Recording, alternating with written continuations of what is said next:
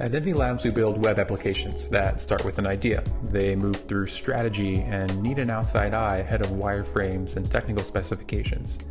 There's design and layout and functionality, but there's also performance, things like accessibility and data visualization. It all comes together for what ultimately is a successful launch. Over the past decade, Envy Labs has built platforms that pair things like data and sports or environmental science. We've built technical training platforms around data science and around network administration, and we've bootstrapped and sold our own product. We are a temporary CTO and an outside specialist in strategy, design, and development. It takes a lot to go from idea to launched web application, but it's all right there in our name. Reach out to hello@envylabs.com and let's take a look at your idea together.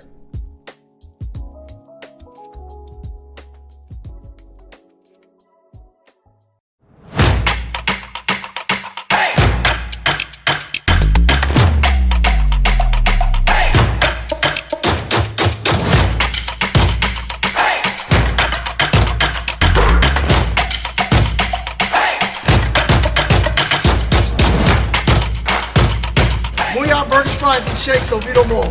Best burger you'll ever eat. It's worth the drive.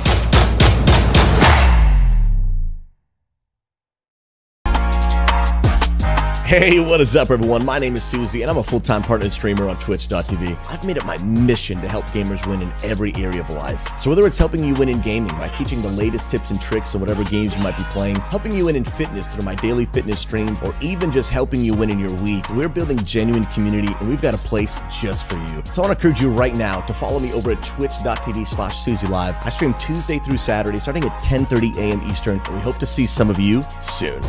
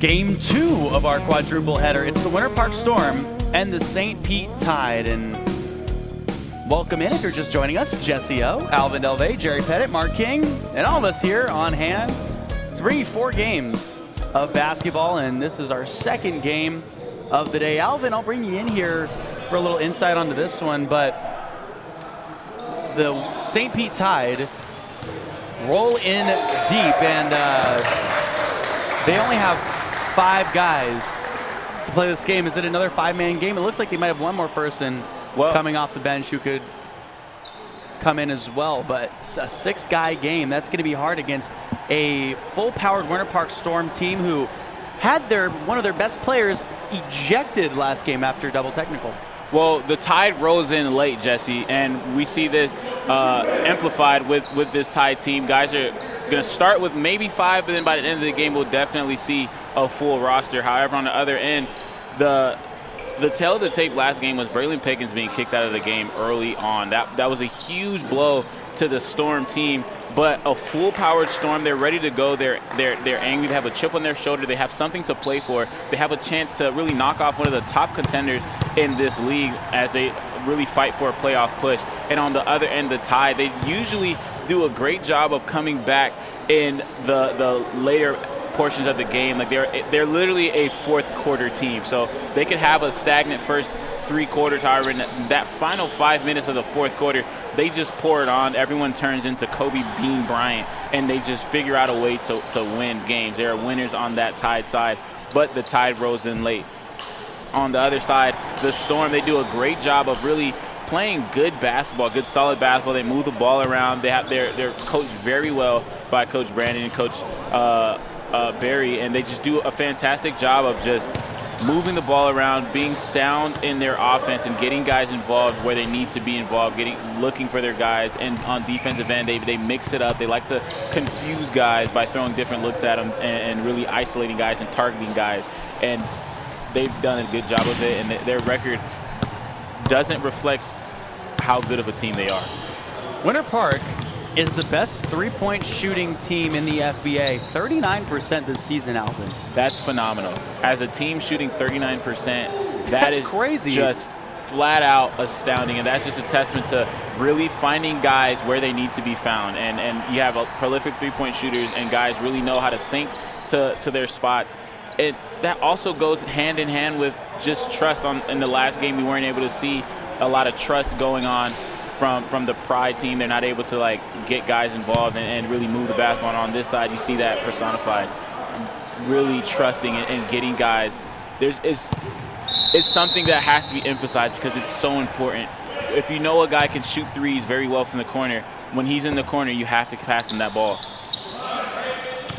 So the ball is live, and the Winter Park Storm get first possession. Pickens dribbling in. The bank shot, no good. Grabs his own rebound out to Nate Anthony, who will take a 3. And he's off the mark on that one, 0 for 1 on the day by the Winter Park Storm on threes. So the starting lineup for the Winter Park Storm: Braylon Pickens, Renford Forbes Jr., Devin Jackson, Dominic Douglas, and Nate Anthony. And for St. Pete, it's Anthony Brooks, Garfield Blair, Zell Murphy, Josh Shane was the rock in his hands right now. And down low, the newcomer is Evan Henson. The fadeaway from Garfield Blair is no good. So one thing we're actually accustomed to seeing with St. Pete is they come out kind of slow at the beginning of ball games, but they do know how to finish. The Tide rose in late, and that's literally and figuratively. They figure out how to play. That's a great attack at the rim, but just they come in a little late, and then they don't really get their feet under them until the second half. And then once they get that feet under them and they start knocking down shots, it is phenomenal right there for Forbes Jr. getting a nice jumper to fall. 4-2. 10.5 minutes to go in the first quarter.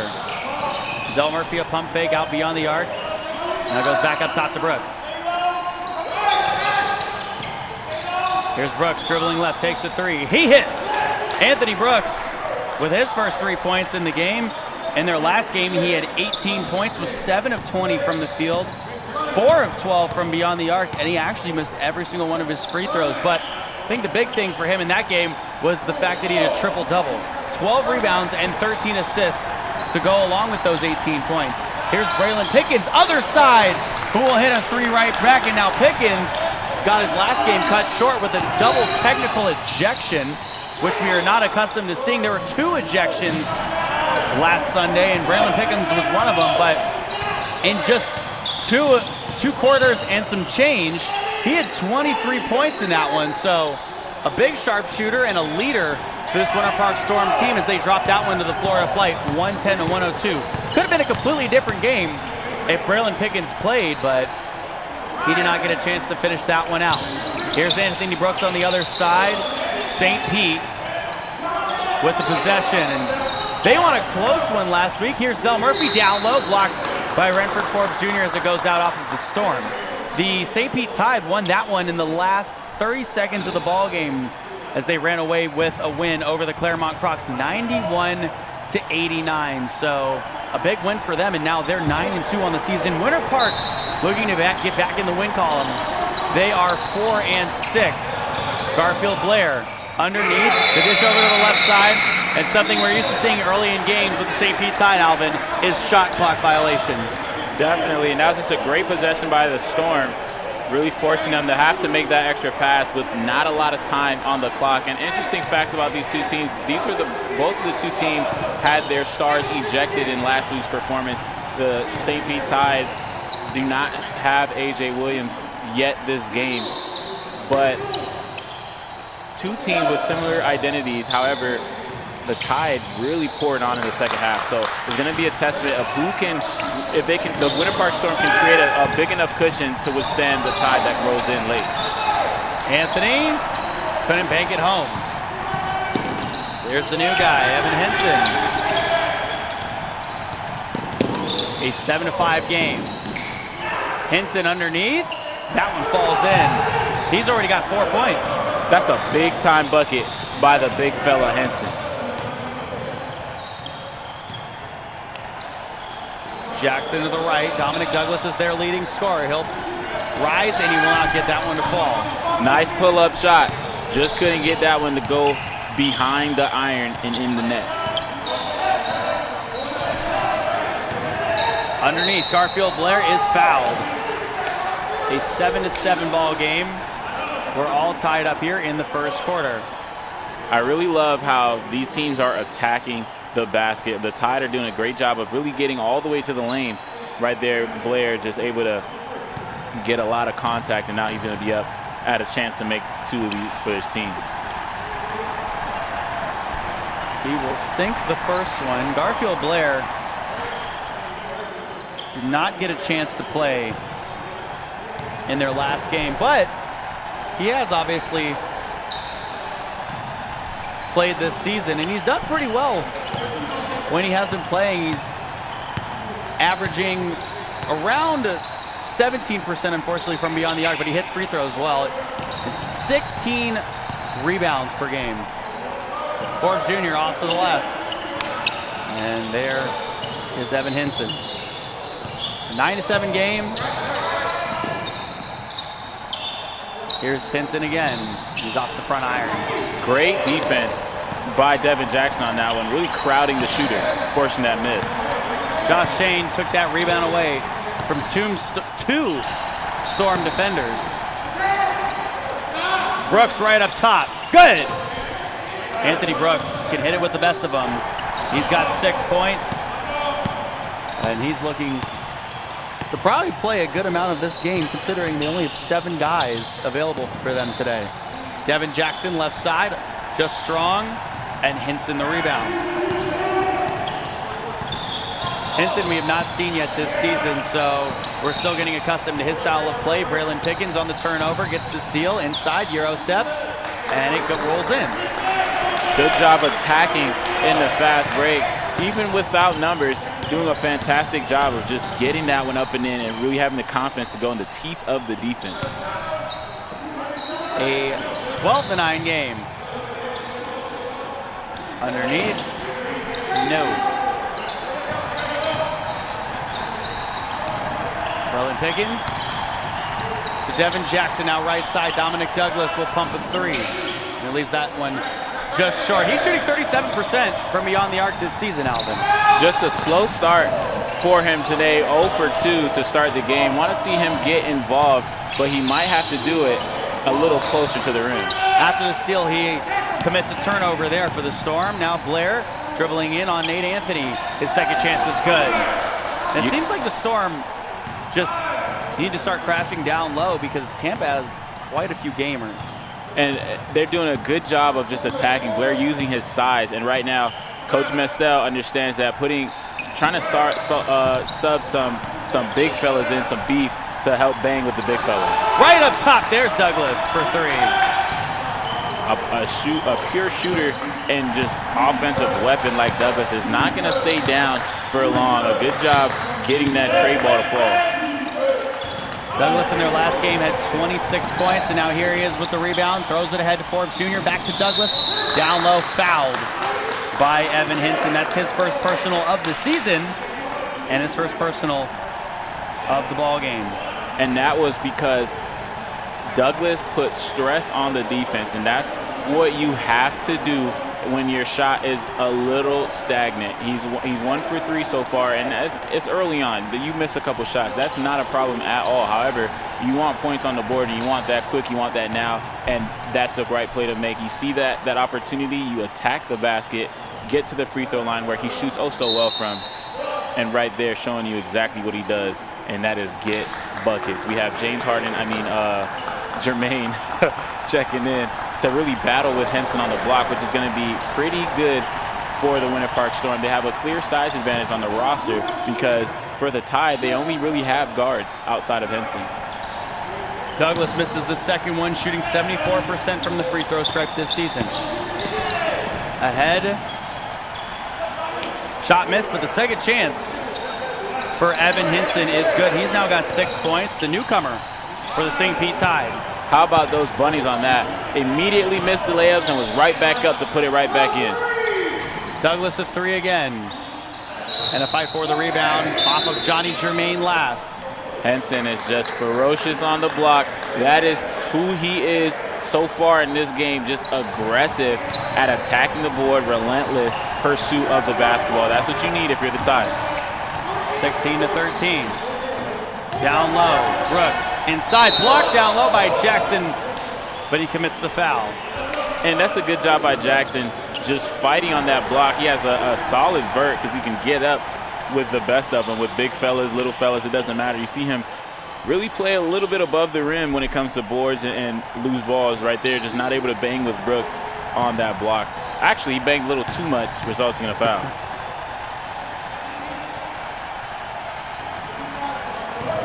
Brooks is off on the first one. That's been kind of that dinger in his game. Brooks comes alive at the end of ball games, but for him, it's making free throws, and he makes the second one. But he went 0 for in their last ball game, Alvin. And that was a struggle. However, he was focused on getting his guys involved and doing the little things. And he did the little things well, resulting in a triple-double for Brooks. A Pickens catch and shoot three is off. And here comes Hinson again, going the other direction. 17-13 in the first quarter with 4.5 minutes to play. 2 team fouls on the Winter Park Storm and 1 on St. Pete. Brooks catch and shoot on the three. Hinson the rebound, and Hinson will step out beyond the arc in the left corner. Now runs baseline, fouled by Jermaine. That's how you play the game of basketball right now. They are coachless. They do not have a coach on this Tide bench. However, you got guys like Anthony Brooks who can understand how to get guys open. He sets an off-ball screen, which results in him being wide open for the trade ball. Shoots it, however, since everyone's well-spaced, the ball goes right into his main man, Ensign, and they're able to run the offense once again. A three taken there, and Richards pulls down the rebound. Anthony Brooks saves that right in front of us from going backcourt. Brooks, a hard pass to the left corner, tipped around. Johnson now inside, up with the right hand. It's good.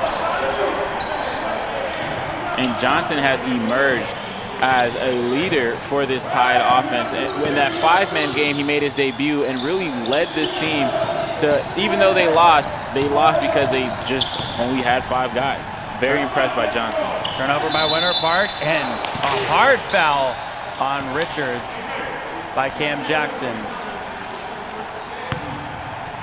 So that's Cam Jackson's first personal of the ball game. So both the Jacksons for Winter Park have personal fouls. So here comes Josh Shane and Zell Murphy for Anthony Brooks and Evan Hinson. 19-13. The score, St. Pete up by 6. 3 minutes and 40 seconds left in the first period. Inside, Johnson all the way to the basket. That's a fantastic job utilizing the screen and getting everything he could. Devin Jackson going left, up top, Johnny Germain. Guarded by Garfield Blair as he goes down into the right, and Johnny Germain gets a layup himself on the other side. That's the perk of Johnny Germain, utilizing that beef to bang with the big fellas, get all the way to the basket and finish. Johnson with the reverse on the other end, 23-15, the score. The game is being played correctly. Shots are falling, and it's because they're getting all the way to the lane. If the lane is open, take it. It's the easiest shot in basketball. Sensei, you're enjoying this one a little bit more, Alvin. Definitely. Guys are playing the way it needs to be played. There's a lot less turnovers, even though we might see one now. And a foul.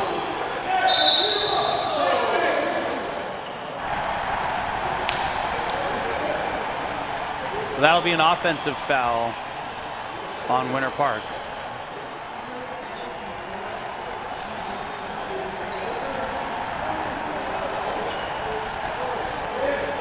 We'll see who that one goes against. 2:47 left to go in the first, and that one goes against Nate Anthony. We got the common foul. Here's we got a common foul. So we're shooting 2 for that. But we have a technical foul on Anthony number 12, so we're shooting the first step. So we're taking it out first. So Nate Anthony picking up a tech. And Pickens sort of shaking his head, knows what that's like.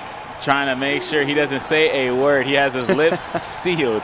And that's back-to-back weeks where this Winter Park Storm team has gotten a tech. Good thing it didn't result in an ejection.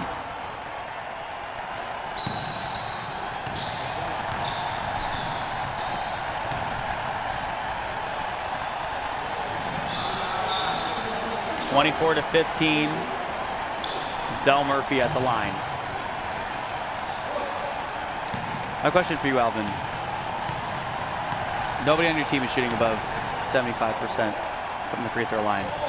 You have to make 3 free throws because one is a technical. A nice put back there by Zell Murphy. That's just pure heart. The guy got the ball, secured it, Winter Park did, and Zell Murphy got him on the come down and got that up and in. Wow, fantastic effort by Zell. Off of Winter Park left. So 2.5 minutes to play in the first quarter, 26-15. But Alvin, if you have to shoot three free throws, the first one's a technical, the second one is a common foul. Would you rather have the same guy shoot all 3, or would you rather have your best free throw shooter shoot the first one, and then the guy who got fouled shoot the second 2? Well, if there's a significant difference in the free throw percentage between the best guy and the guy who's shooting a free throw, yes. However, if it's not that great of a difference, you want that guy to shoot 3 free throws because you're probably going to make them. If you have the rhythm, you have the hot hand, you should be able to make those 3. Zell Murphy, the bounce pass, cut off by Jackson, and it goes out of bounds off of him.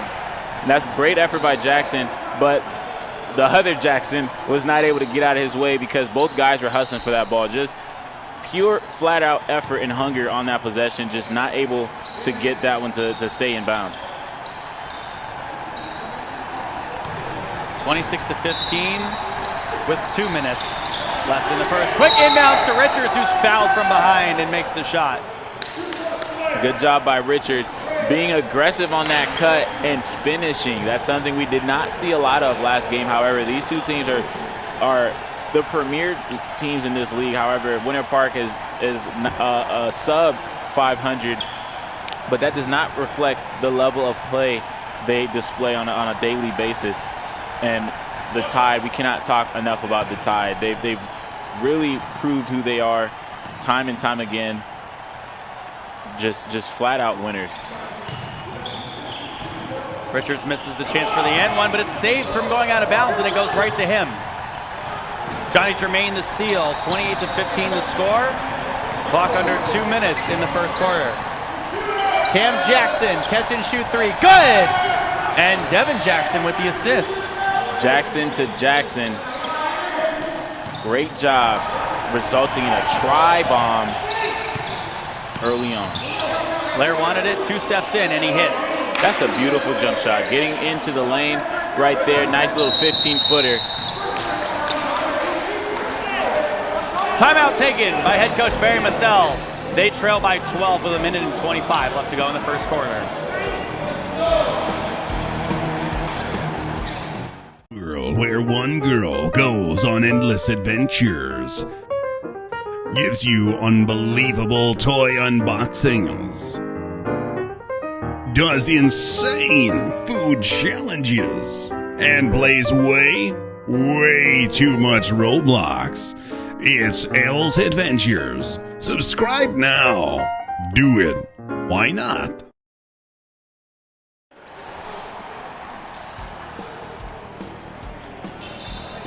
Still a 30-18 game with 1:25 left to go in the first. Alvin, 5 team fouls already on the Winter Park Storm.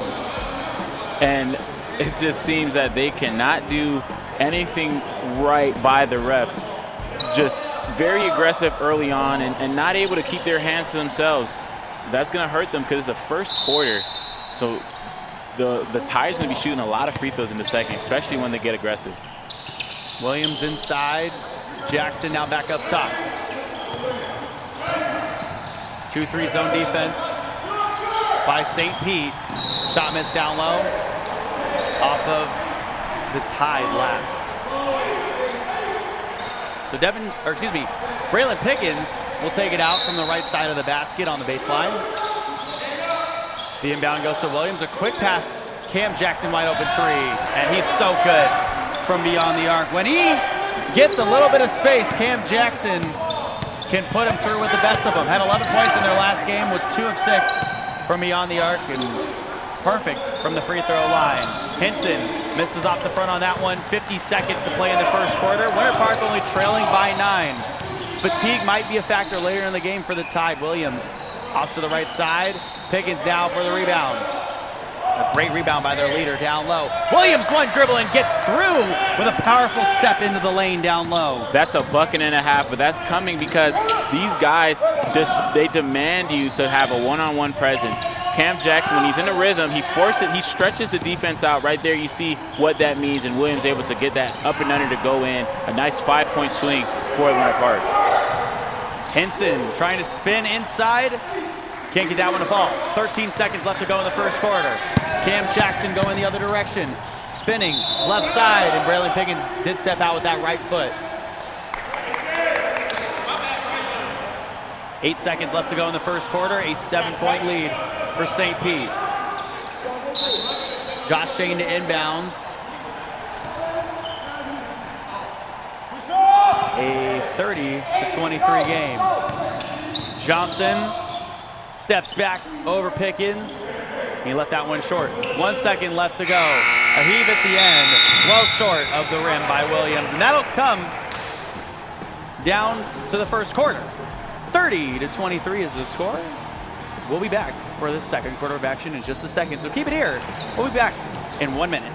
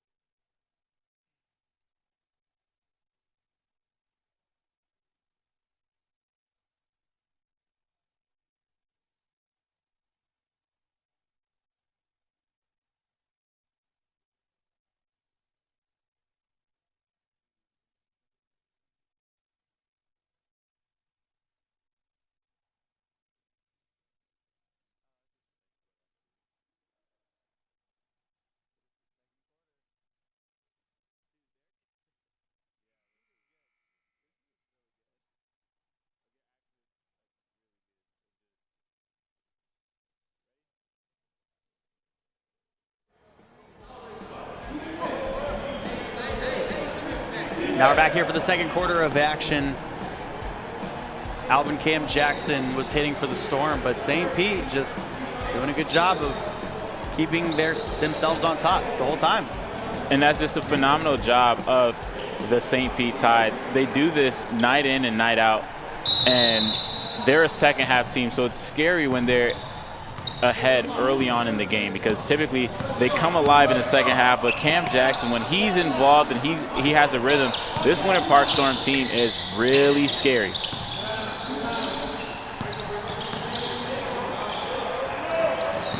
Shane back up top. Henson left that one just a little bit short. And Williams, the rebound, going the other direction. Cam Jackson, another three. 3 for 3 from beyond the arc.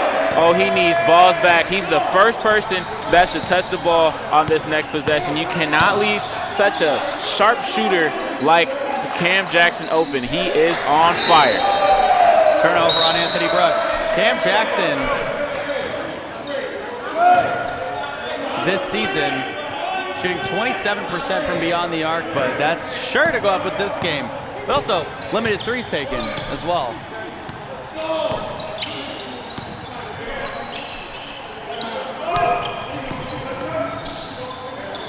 Douglas misses that one off the front.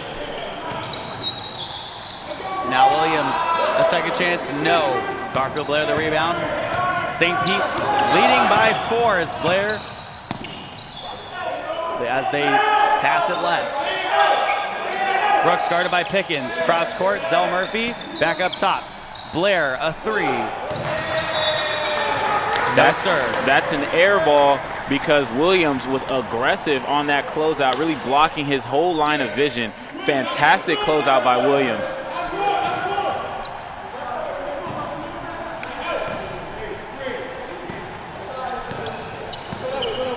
(30-26) with 10.5 minutes to play in the second quarter. Cam Jackson again. It's good! He's playing out of his mind beyond the arc today. 4 threes in the first half. He can do no wrong. Get him the ball. As long as he is this hot, all his badges are on. 12 points for Cam Jackson. Zell Murphy underneath, backing up on Jackson, and Jackson steals it away. He'll slow it down. And they throw it left. Here's Williams now. Going underneath. Fouled. Made the shot, but they'll say it was on the floor. Williams definitely wants that bucket to count because, man, that was a great take to the lane.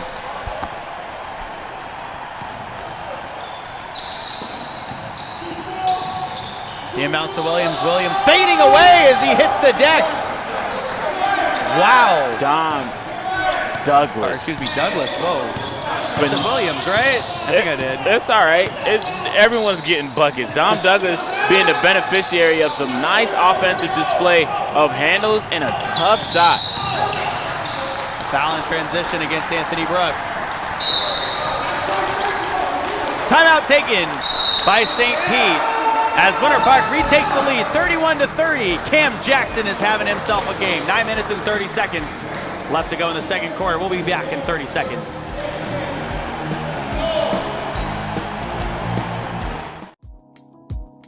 At Envy Labs, we build web applications that start with an idea. They move through strategy and need an outside eye ahead of wireframes and technical.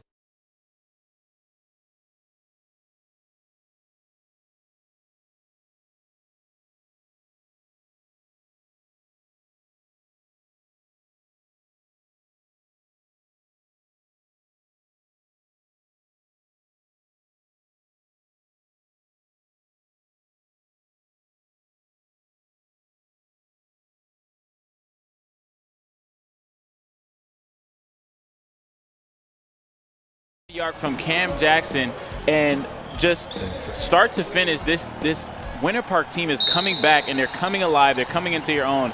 But man, oh man, this Tide team is dangerous. Cam Jackson going left, now underneath. The reverse, it's good! Cam Jackson looking like insanity right now. He found it late in the season and he has his team up by 3. the cradle to rock the baby to sleep and bring it on the other end after hitting 4 threes in the first half. Cam Jackson needs the ball. His shooting badge is on. And a foul down low for Johnson. Wow. Cam Jackson has his takeover right now. Super hot, letting everybody know he's the man of the hour. Foul goes against Timothy Hill. Tim. So Johnson now at the line for St. Pete. This season has only shot 2 free throws. And Johnson uses his wide frame to really throw guys off of him, drawing contact and finishing typically through the contact. He's a leader for this Tide team, and he made his debut in that 5-man game where they suffered a loss, their first loss, or the infamous 5-man game. The infamous 5-man game, and that's really where he solidified himself as one of the leaders for this Tide team. And once he did that, there's really no turning back for him, and he's just been on a roll ever since. Storm by 2. Cam Jackson, the throw to the right. Dominic Douglas. And here comes Scarfield Blair. In transition, good with the dribble. Up with the right hand, and it's good. He takes it coast to coast. That's how you do it. Nice dribble, and you get an easy lay-in on the left side. Cam Jackson, that's his first missed 3 of the ball game. It's a tie ball game, 33-33 with 8.5 minutes to play in the second quarter. Up top, here's Brooks. Going right, dribbling inside from the right block. It goes in off the bank. Good job just hesitating, getting that half a step delay and exploding to the rim. Anthony Brooks is a real bucket getter, and he likes to come alive in the second, but he's doing a lot more early on for his team. Cam Jackson up top, inside now, up with the left hand. Thought he had some contact there, and now Johnson going the other direction. Johnson, quick pump, and he's blocked by Williams. Tried to bring it up amongst the trees. Cannot bring that weak stuff up there around Williams. Williams sending that back. And take a second to look at the shoe game. Those Kyries are insane. Brooks left side. Bucket getter. Nice baseline jump shot. 15-footer. Count it. Money. Anthony Brooks does what he wants offensively. 7 minutes and 45 seconds in the second quarter. 37-33, and Pickens couldn't hold on to it. That's just a phenomenal job by Richards right there. Nice little back tap, forcing that ball to Pickens' face, and he wasn't able to hold on to it. Doesn't count as a steal, but that's a hustle play by Richards. Great job. An immediate turnover by Josh Shane. Thought he was a little bit taller on that one. You have to be, again, Anthony Davis height. Definitely, just not able to get the bunnies to catch that one. You know who would have been able to actually catch it, though? Jerry. Oh, Jerry could do anything. That would be, he probably would have put that one through, too. Nice little windmill action. Yeah. Would have got a smooth. But it would be a reverse. Oh, he would have got wouldn't even be 10 looking out at of the 10. basket. Reverse windmill. 10 out of 10. Every time he gets the basketball. Is that even possible? A reverse windmill? I guess for Jerry it is. I mean, you could start and then cradle it backwards, but Jerry wouldn't need that. He would just straight launch backwards, reverse. Here's the reverse. Renford Forbes Jr. knows the bank is open on Sunday. Kissed it off the glass. That's a fantastic shot. Shane inside, the bounce pass down low, and Johnson was left wide open down there. And that's a good job facilitating by Josh Shane. Last couple games, we've seen him take more of an offensive leadership role scoring, but then right there, going back to being a true point guard and facilitating for his guys. Brooks ahead to Richards, who will put it through. Aaron is balling. Another stolen ball by Richards. Right on cue. Richards, Euro steps, up with the left hand. It's good from the right side. He's fouled and will go to the line and shoot. He hit his knee. Banging knees, probably one of the worst pains you can get in athletics, and it just happens a lot in basketball. But man, Aaron is doing a thing. A nice bucket on one end, goes back, gets a steal, and now he has an opportunity to give his team a nice 5-point swing early in this second quarter. Second personal foul on Devin Jackson.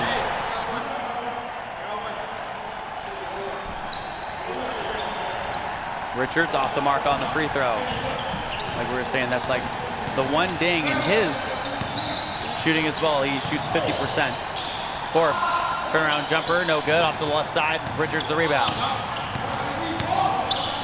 So Richards with the long flowing hair to the left side. Blair, Richards again. Tries to get through the traffic, almost lost the ball. And a jump ball between him and Forbes Jr. Good job by Richards getting through the first double team, but Forbes with a nice strong hand gets that one and gives his team an opportunity to get a nice fast break opportunity with a couple of guys who's ready to leak out. Who do you think wins this one, Alvin? I want to say Forbes, but I don't know what his vert's looking like. I don't know who has the 40 on him. I don't know. Either one has that, but they're close. We'll see. I got my money on Forbes.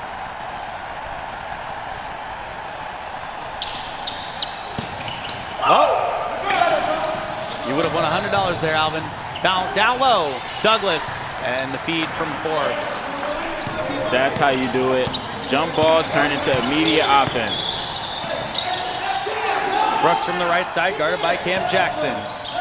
1.5 defense for the Winter Park Storm. The Euro step into the lane, the finger roll up with the left hand is good for Richards. Richards got all the way to the lane. That's not acceptable if you are the Winter Park Storm.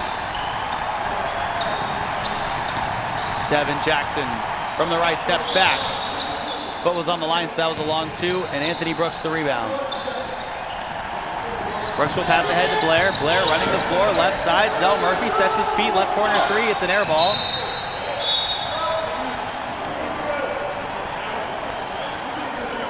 Now Mario Maldonado will check into the game. Going to be a big body on the block, and Winter Park has gone small, so going to be interesting to see how they utilize that mismatch in speed versus the Tide's mismatch in size. Douglas with the three from the left wing. Dominic Douglas, bona fide baller, and he's now got 11 points, and his team trails by 5. Johnson up top to Brooks. Now down to the left block, Maldonado. And Richards, the Lonzo Ball-esque three shot. And now here's the ball the other direction. Forbes to the right, up with a scoop. And Williams couldn't finish the putback, he's fouled. Good job being relentless on that attempt. Jumping up and drawing that foul. Williams is having himself a nice game early.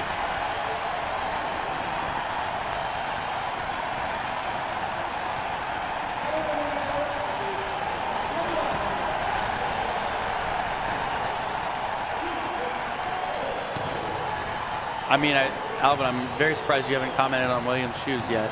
Oh, no, I did. Oh, you did? I talked about those Kyries as soon as he made his first play. There is no way shoes like that will really leave my eyesight, and I think those are crazy. Shoe game is nice right now, and I speak predominantly for Winter Park because you got Williams' shoe game, those Kyries, and Devin Jackson. He owns the shoe business. His Kyries are phenomenal per usual. If Devin Jackson doesn't have a fire pair of Kyries, then my name's not Alvin.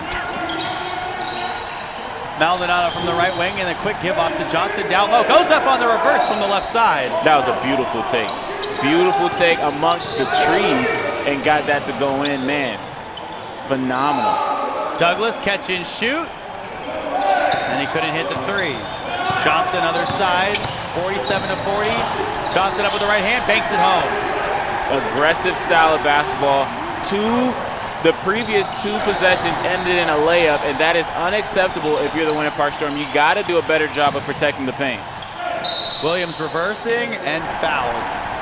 And that's just the tale of the tape. Both of these teams have just been an aggressor on the offensive end, really pulling each other's cards defensively. And on the defensive end for both teams, respectively, you have to beef up that interior. You got a couple of big fellas subbed in for the Tide. Trying to get back in that transition is what's really going to be the problem for them. However, the Winter Park Storm, they have that advantage in transition, so now they're going to have to utilize it, push the pace, push the envelope, and get easy buckets.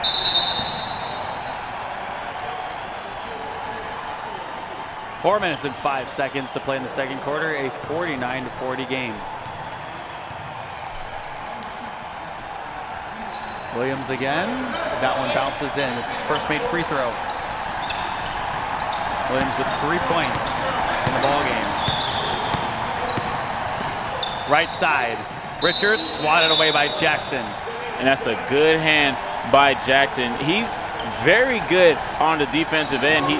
He likes to do things like that. He's very aggressive. He gets defensive boards, and even though he's typically the smallest guy on the court, he plays a lot bigger. Former UCF Knight now in the game, and Nate Anthony, and the inbounds is a turnover. Braylon Pickens, far side. He dribbles in from the right elbow. It's good. That's a nice rhythm dribble, getting into a nice, easy pull-up jump shot. Pickens doing it on that possession. 49-43. From the right side, Hinson, a good move into the lane, couldn't finish. And his rebound and putback is good.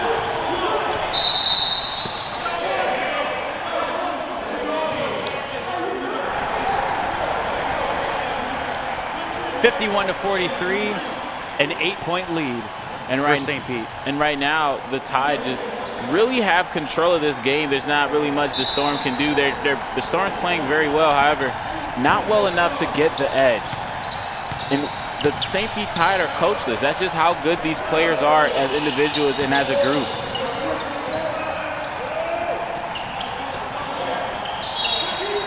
And Pickens couldn't hold on to it as it goes out of bounds.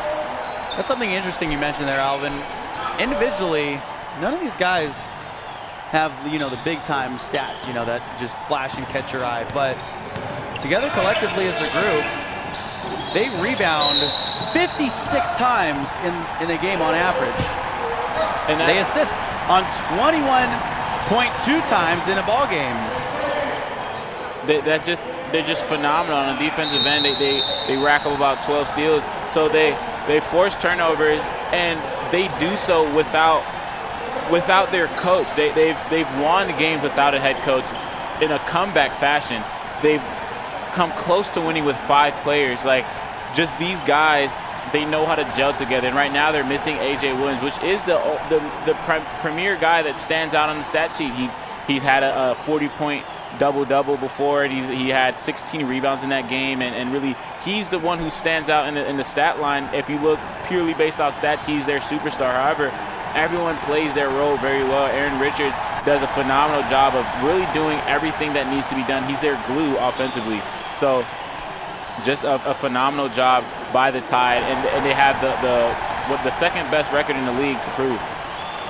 So they're missing their 2 best players in A.J. Williams, who's one of their guys who averages 26.4 points per game, adds on 11 rebounds and 3 assists as well, and also Dave Butler, who we did get to see last week, who's just a little bit north of 19 points per game and pulls down almost 16 rebounds per game. So 2 big guys and, quote-unquote star players for the St. Pete Tide that they are missing. Although, it doesn't seem like they're missing them too much right now. They only lead by 8, so they're going to need some help maybe in the second half when fatigue starts kicking in. Under 3 minutes to play in the second quarter, a 51-43 game. Pickens couldn't get that one to fall. Hits in the rebound. He'll look ahead. He'll pass to the right, now cross court. Johnson, long 2, hit. Great shot by Johnson in transition. And that's not to slight the effort Anthony Brooks pours in on a nightly basis. He averages about 22 points per game, so definitely above 20, which is a nice superstar radar. But then he bolsters a triple-double in his last game. And on the other end, Dom Dom Douglas is just phenomenal offensively. He's had multiple 30-point games this season right there, slashing and dashing and getting to the bucket, knocking it in, bringing his team just a little bit closer to the tie. Shot missed right there, and a foul on the offense, a loose ball foul. Curious to see who that one was on.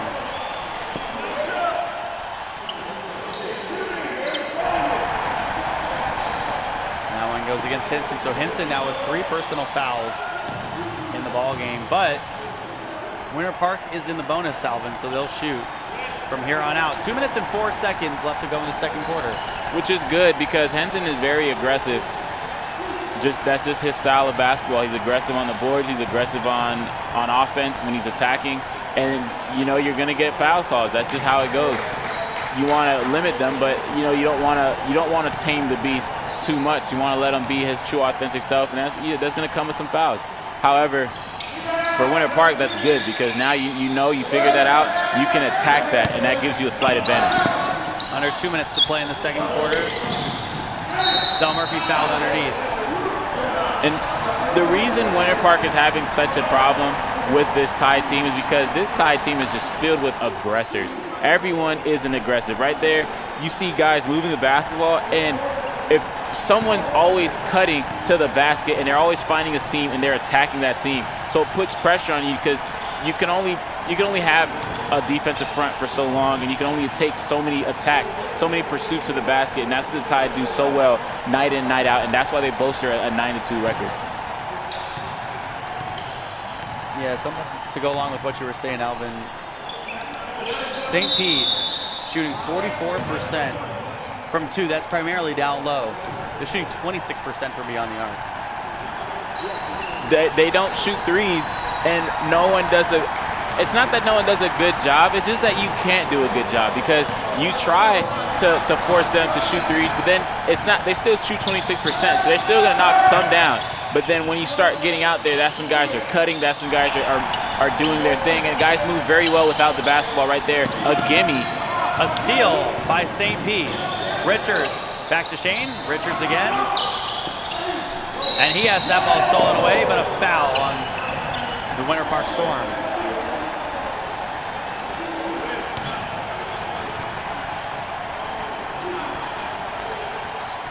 So shots now for St. Pete, both teams in the bonus. It seems every time Winter Park gets a little bit of momentum, the Tide just snuff it out and go on a nice little tear of their own. Minute 33 to play in the second quarter, 55-46.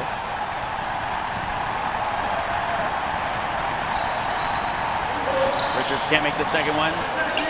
Douglas, the rebound. Here's Douglas, the bounce pass into Pickens, and Pickens laying it in easy on the left side. Good job of spacing and attacking by Winter Park. Fantastic job finishing by Braylon Pickens. Johnson, a great job on the right side, banking it in from just outside of the right block. Drawing the contact and relishing in it. Johnson does a fantastic job on every play of really putting pressure, putting strain on the defense, the defender that's guarding him. Devin Jackson from 2 steps in from the arc. Nice job getting to his spot right there. Devin Jackson is one of the primary role players for the Storm. Hey, a good job of shooing the defender off by Johnson. He's now got 20. 59-50 the score. 45 seconds left to go in the second quarter. So the half coming down to the final few seconds. Jackson off the mark. Hinson the rebound, and he'll look ahead. Hinson passes forward to Josh Shane. Back to Richards. And Johnson, who's been eating this game, is fouled underneath the basket. 28 seconds left to go in the second quarter, and a 9-point lead for St. Pete. Something you wouldn't necessarily think you'd see.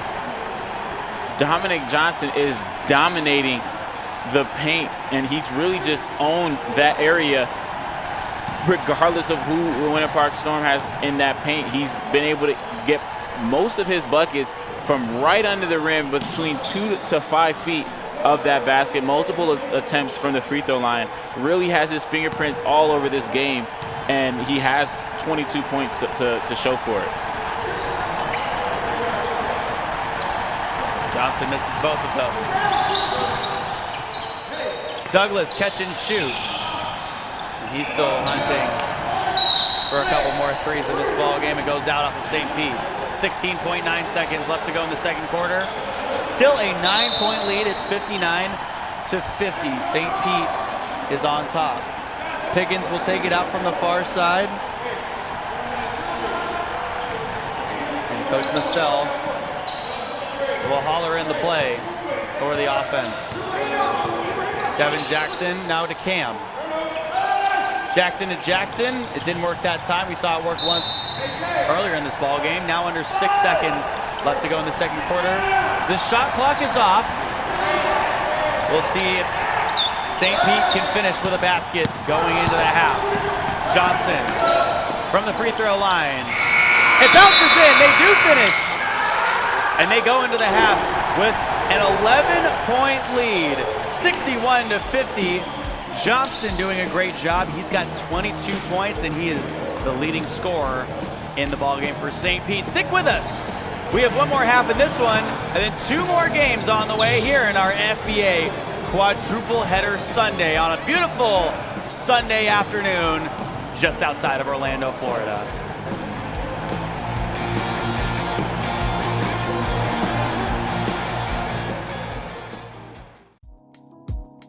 At Envy Labs, we build web applications that start with an idea. They move through strategy and need an outside eye ahead of wireframes and technical specifications. There's design and layout and functionality, but there's also performance, things like accessibility and data visualization. It all comes together for what ultimately is a successful launch. Over the past decade, Envy Labs has built platforms that pair things like data and sports or environmental science. We've built technical training platforms around data science and around network administration, and we've bootstrapped and sold our own product. We are a temporary CTO and an outside specialist in strategy, design, and development. It takes a lot to go from idea to launched web application, but it's all right there in our name. Reach out to hello@envylabs.com and let's take a look at your idea together.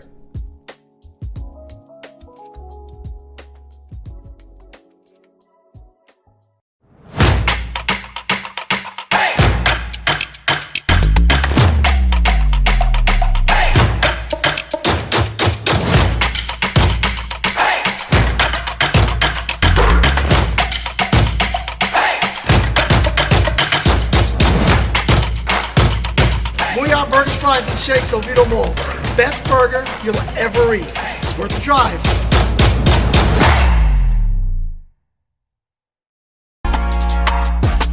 Hey, what is up, everyone? My name is Susie, and I'm a full-time partner streamer on Twitch.tv. I've made it my mission to help gamers win in every area of life. So whether it's helping you win in gaming by teaching the latest tips and tricks on whatever games you might be playing, helping you win in fitness through my daily fitness streams, or even just helping you win in your week, we're building genuine community, and we've got a place just for you. So I want to encourage you right now to follow me over at twitch.tv/SusieLive. I stream Tuesday through Saturday starting at 10:30 a.m. Eastern, and we hope to see some of you soon.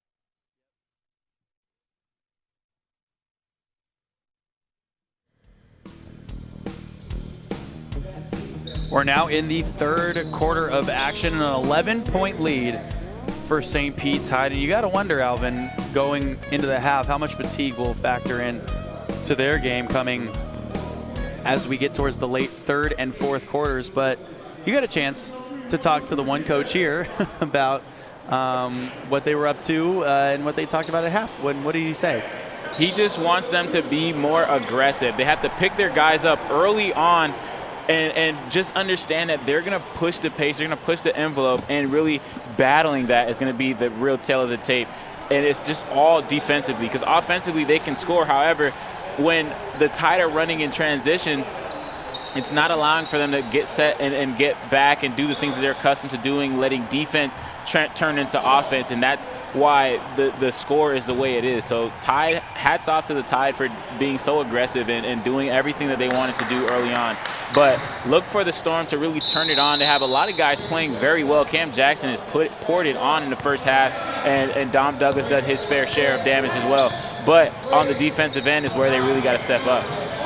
The bounce pass down low, and Josh Shane the assist. Anthony Brooks with another 2 points. He's got 8, had 6 coming out of that first half, and now the team leads by 13 with 11 minutes and 38 seconds now as the clock is winding down here in the third quarter. And that last possession is what you don't want if you're the Storm. A point-blank range, as Devin Jackson has a sweet up and under to finish that last bucket. But you cannot allow point-blank range shots if you're the Winter Park Storm. Brooks the miss, and here comes Williams. So Williams with only 3 points to Devin Jackson, and now Jackson fading away and making the shot. Devin Jackson has 8 points in their last game that they played.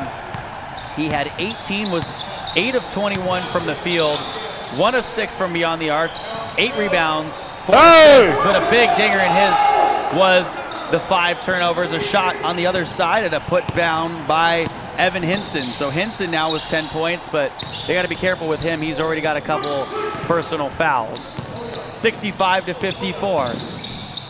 Hinson up with the right hand, it's good. Hinson so good down low, and something we're learning about his game today. Hinson is just, that was a very unorthodox bucket we've just seen right after a nice throwdown in traffic. Hinson has really been turned on early on in this game, and he's very aggressive right now, witnessing a 4-point swing. Josh Shane from the left block, up top. Garfield Blair, a pump fake, now over Cam Jackson. Blair saying, I can do it too. And that's the problem with the Tide. You don't know when they will go on a tear, but when they do, when it rains, it pours. And Cam Jackson hitting one right back on the other side. Cam Jackson with 17 points, way more than he had last game. He only had 11, and he's well above his season average in points as well. Just Anthony Brooks, left side. Now to the right corner, Zell Murphy, that's off the mark, and Cam Jackson the rebound. Cam Jackson has just been steamrolling right now, just prolific from the offensive end beyond the arc, a true flamethrower for this Winter Park Storm. Williams tried to bank that one in, and it did not go. Brooks, Shane, a cut down low by Zell Murphy, and he touched it last. And that's a good job by Cam Jackson, once again recognizing that backdoor cut and getting a hand on it. And that's what you're going to need to see from this Winter Park Storm defense. The help defender has to help the primary help defender. Think about that for a second. I'm going to. Devin Jackson underneath, air balls. Nobody got a hand on it, but he just kind of missed everything. And that's just a tough bucket. You need that one to fall. Right now, the Tide are just really rolling it on. And that's really been initiated by that instant poster, or really screensaver, because, you know, we don't use posters like that anymore. Left side, Shane, one dribble, long two, good! Josh Shane with his first 2 points in the ballgame. He's been doing pretty well as of late. Didn't play in their last game, but had 20-plus points in the last game that he played, and that one just goes over his head. And right now, what we are witnessing, the Tide are moving the ball. They're playing the game the way it needs to be played. They're having fun, flat out, just straight up having fun. They don't even have a coach, Jesse, and they're up right now, and they're up big. And it's because they just love the game of basketball. Guys are moving the rock. They're getting guys open. And on the other end, Winter Park, they're trying hard. However, it's just not working. Defensively, they cannot figure it out. Maybe Dom Douglas is the answer as he banks that one in down low. He's got 15 points, but he's coming off a 26-point loss against the Florida Flight, in which they lost that one 110-102. Other side, another basket down low for Evan Hinson, who's got 14. Throwing lobs, having a good time, laughing. This Tide offense has just been steamrolling. It's a real tidal wave. I like what you did there. Williams misses that one. How long did it take you to think about that? About 5 seconds. Oh, quick on his feet. Anthony Brooks passes to absolutely nobody. And he falls down to the floor in some pain. He'll be helped up by Braylon Pickens. That's good sportsmanship. As Brooks will jog back, he looks all right. Under 8 minutes to play in the third quarter. It's a 74-59 game.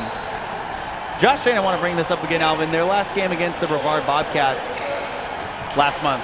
Josh Shane, 24 points, 8 of 11 from the field, 4 of 4 from beyond the arc, and 4 of 5 from the free throw stripe. It doesn't get much better for a stat line than that. And he really, truly emerged as an offensive weapon for the Tide after that game, because before that game he was looked at as more of a facilitator. He was very timid with the basketball.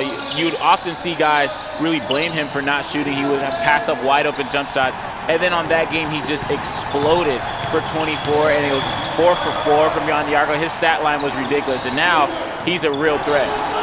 Hinson turning the corner underneath and making the shot. Too big, too strong, and too aggressive on that block. Definitely need a bigger man on him. Winter Park going small, Henson is going to have a field day. Devin Jackson from straight away hitting the three, and now he's got 11 points. Jackson trying to lead this offense, who's trailing by 14. And on that last possession, we're seeing guys just get wide open. Anthony Brooks was behind the defense once again. Wasn't able to get it, but still behind the defense nonetheless, and that's a problem. Turnover by Shane. Cam Jackson the steal. Jackson right up top. He left that one a little bit short. Grabs his own rebound, his second chance. Banking it home. That's a good job by Cam. Not letting the Tide douse his fire. Just continuously pouring it on, and they need big performances from him. They need Dom Douglas to do what he does, but more importantly, they need to come together as a defensive unit and slow this wave. Shane on the catch and shoot from the right wing is no good. Forbes the rebound. Jackson going full steam ahead. Blair hits the deck, and Jackson fouled as he was going towards the rim from the left side. Good job by Jackson getting aggressive, staying aggressive, and right there he got the call, so now he can get some points from the stripe and really try to chop this lead down to just 10. 76-64 the score here in the third quarter. 6 minutes and 14 seconds left to play. Then, interestingly enough, that's only the first team foul on St. Pete this quarter. It's the first foul of this quarter as Devin Jackson puts the first one through. Both teams playing a clean brand of basketball. However, Devin Jackson able to break that mold and really get his guys activated and hopefully change the tide of this game. Jackson's second one is good. Now 13 points for Devin Jackson, who their team is down by 10. Right side, Hinson over the top and the make. Hinson getting everything to fall at this point. He's got 18 points, and he can do it down low. He can do it from up top. So we're learning that he's an offensive weapon. Douglas, left side, now gets down low and makes the basket. There you go. That's what you need. A nice battle between Douglas and Ensign. Ensign really opening it up offensively. Nice debut for him thus far. Blair catch and shoot three. Zell Murphy the rebound, and he'll put it up a second time and is fouled. And one thing that we're seeing that's the real issue for this Winter Park Storm team as of late, defensive possessions end with a rebound, defensive board. That's how you secure the board. That's how you end the defensive possession. And they're doing a good job forcing tough shots. However, they're not getting the board. And the Tide have just been so aggressive that they've gotten the second chance points to either fall or they get a trip to the line. And that's what's really been the discrepancy in the scoreboard. Is all on the defense.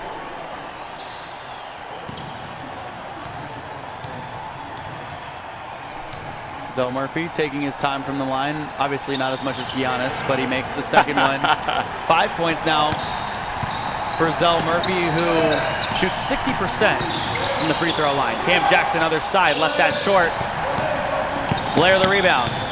Looking to his right, now passes that direction up top. A pump fake by Brooks, catches his defender and goes inside and makes the layup. So smooth, and that's a great two-man game. Blair takes it all the way to the three-point line and gets that little rub-off action with Anthony Brooks, and then he did nice hezzy straight downhill. It's really hard to stop that two-man play from the Tide. Williams left on the three. Now under 5 minutes to play in the third quarter. Blair, is what we're learning, is he's able to get around defenders with his fancy dribbling, but he couldn't finish that one. $1 million moves, but 10-cent finish on that one. Williams again misses. Forbes now puts it through from a couple feet out. It's nice to know that they can make shots close. They can make the shots. It's just, can they stop? Right now they got numbers. Hinson down low, fouled again.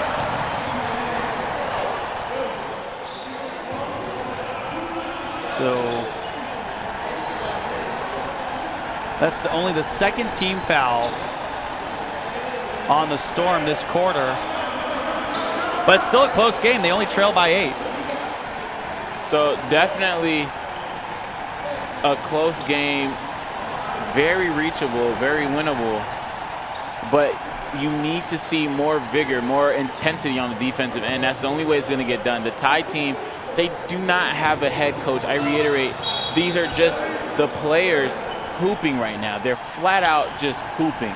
And it's been working because they're able to just run and get their guys in good spots. They're attacking, and it's been just their mentality, their aggression that's been working.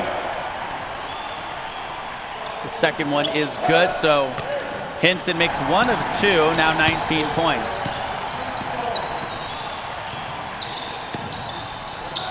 Pickens up with the right hand, it's good. That's a beautiful take. Cradling the rock, lulling him to sleep, exploding to the basket, drawing some contact, and getting that to fall. Blair, the bounce pass back up to Anthony Brooks. Brooks, 8 seconds on the shot clock. Tipped around Douglas. There won't be a backcourt violation. And now 2 seconds on the shot clock. Brooks off balance. It bounces around, and Johnson's able to corral the rebound. Johnson almost slips, throws it to the right corner. Richards, baseline, batted out of bounds by Cam Jackson. And that's the problem we have. So Anthony Brooks, on this last possession, I'm going to detail it for you. He loses the ball. Great hustle by Winter Park. Gets an amazing three-point shot to even hit the rim. But then what do we have? Dominic Johnson, one of the smaller guys on the court, gets an offensive rebound, and now we have a 2-point scored by Garfield Blair. That is the issue we are having right now if you're a Winter Park Storm fan. Not able to really capitalize on a very tough shot by Anthony Brooks and turning that into a run out for your team. So Dante Hardnett Jr. takes a three-pointer early in the shot clock. Now Garfield Blair from the left wing, guarded by Braylon Pickens, steps back and couldn't make the three. Dominic Douglas, the rebound. So they need to give the ball to Douglas or Cam Jackson. Those have been their hot hands all game, and a turnover there by the Winter Park Storm. The pass ahead. Hinson down low, throwing it down. Hinson with 21 points. St. Pete leading by 15. Is it safe to say Hinson is a superstar for this team? In his debut, 21 points, very aggressive, about 3 bang-outs. Defense, powerful, forcing the issue. It's safe to say the Tide have picked up a superstar with Hinson. It is 15. Sometimes I second guess my own math. And you know why? You know why, Jesse? Why? Because you skip that class in Jerry Bear Academy because you believe the surf was just right and you believed you can go surf. But listen, as Pickens gets that nice lane to go, you don't skip class, kids. You go to that second class. It doesn't matter if the surf is perfect. It doesn't matter if the sun's out. You're trying to get that tan. We don't care about that because you need your synapses to fire. In Jerry Bear Academy, second period, you can't miss it. Maldonado inside, turning around from the right block. His first 2 points of the game. Right now, the Tide have all the beef on the court. And Maldonado utilizing all of that frame to get that one to go up and in. And a foul on the floor. And with this lineup, Winter Park clearly has the speed advantage. Now, if they can use that transition offense and really push the pace, they will have that offense. Now, if you're in a set position, it's going to be a lot tougher because Maldonado is occupying that. He has a lot of real estate in that paint right there. It was a beneficiary, forcing Williams to take a off-balance jump shot and no points. Patson Siame out with an ankle injury, and that's been their big man rim protector down low for Winter Park all season, and he's been out a couple games with that ankle. So Winter Park is going to have to find someone to play big, maybe a Draymond Green-esque role where, you know, a guy who would normally maybe be a 3 plays the 5. Definitely, and you want that to be Garfield. Johnson from the left side, 2 steps in front of the arc, so a long 2 made by Dominic Johnson. He's the leading scorer for St. Pete. He's got 24, Alvin. And he's a clear player of the game thus far. Just so aggressive, really the spark plug for them, and just doing a phenomenal job as Braylon Pickens takes a play out of Dominic's playbook and draws the foul on that aggressive attack towards the basket. But Dominic Johnson's just been fantastic, really getting his buckets in bunches, getting it down low, and right there you see him step out a little bit. You want to see him step a little farther back and get that tray ball, but it does not matter because shots are falling, and they're falling often, and they're efficient. Dominic Johnson has been playing out of his mind. And the funny thing is we saw him in the 5-man game first. That was his first game of the season. Dom Douglas, a rebound, fadeaway jumper left side. That one just rims out. Nate Anthony, a big rebound, blocked down low by Josh Shane. 1:10 left to go in the third, a 91-74 game. Left side. Now into the restricted area, and Richards can't put that one through. Anthony, a big rebound. He'll throw ahead. Dominic Douglas with a kiss off the glass from the left side. Douglas now with 19 points. Richards blocked by Anthony down low as he swats that out of bounds. Great job by Anthony, really beefing up that interior, and you're going to need to see that in this fourth quarter. The money quarter was clearly in favor of the Tide. The tidal wave shows up late, but when it shows up, man, oh man, you better get out its way. So Nate Anthony might be that defensive presence they were looking for, although Coach Mistel had to keep him sort of in his back pocket, mainly because he already has 3 personal fouls. That's good for most on the team for the Winter Park Storm. The Tide recognized that, and they attacked him early, and that's the problem. Right now you see him battling the post with Maldonado, clearly outside. Shane for 3 from the right. It does not matter what you do if Shane's shooting like that. Shane with 5 points. Pickens will try one on the other side. He's good! Love the back and forth action by these 2 athletes. Trifectas are falling from both sides. Under 30 seconds left to go in the third, a 94-79 game. Blair to the left, now spins. Shane up top, another 3. And that rotation won't go in. Braylon Pickens the rebound. Pickens on the other side. The flick in is no good. Douglas a rebound. Douglas puts it up. His second chance is good. 4.6 left to go on the game clock here in the third quarter. Douglas with 21. Now outside the arc. The big man Maldonado for 3. And he puts that one just strong. 94-81, a 13-point deficit for the Winter Park Storm. Will fatigue kick in for St. Pete? Or can the Storm pull ahead here in the fourth quarter? But St. Pete has maintained their lead for quite a while. Stick with us. More basketball on the way in just a second.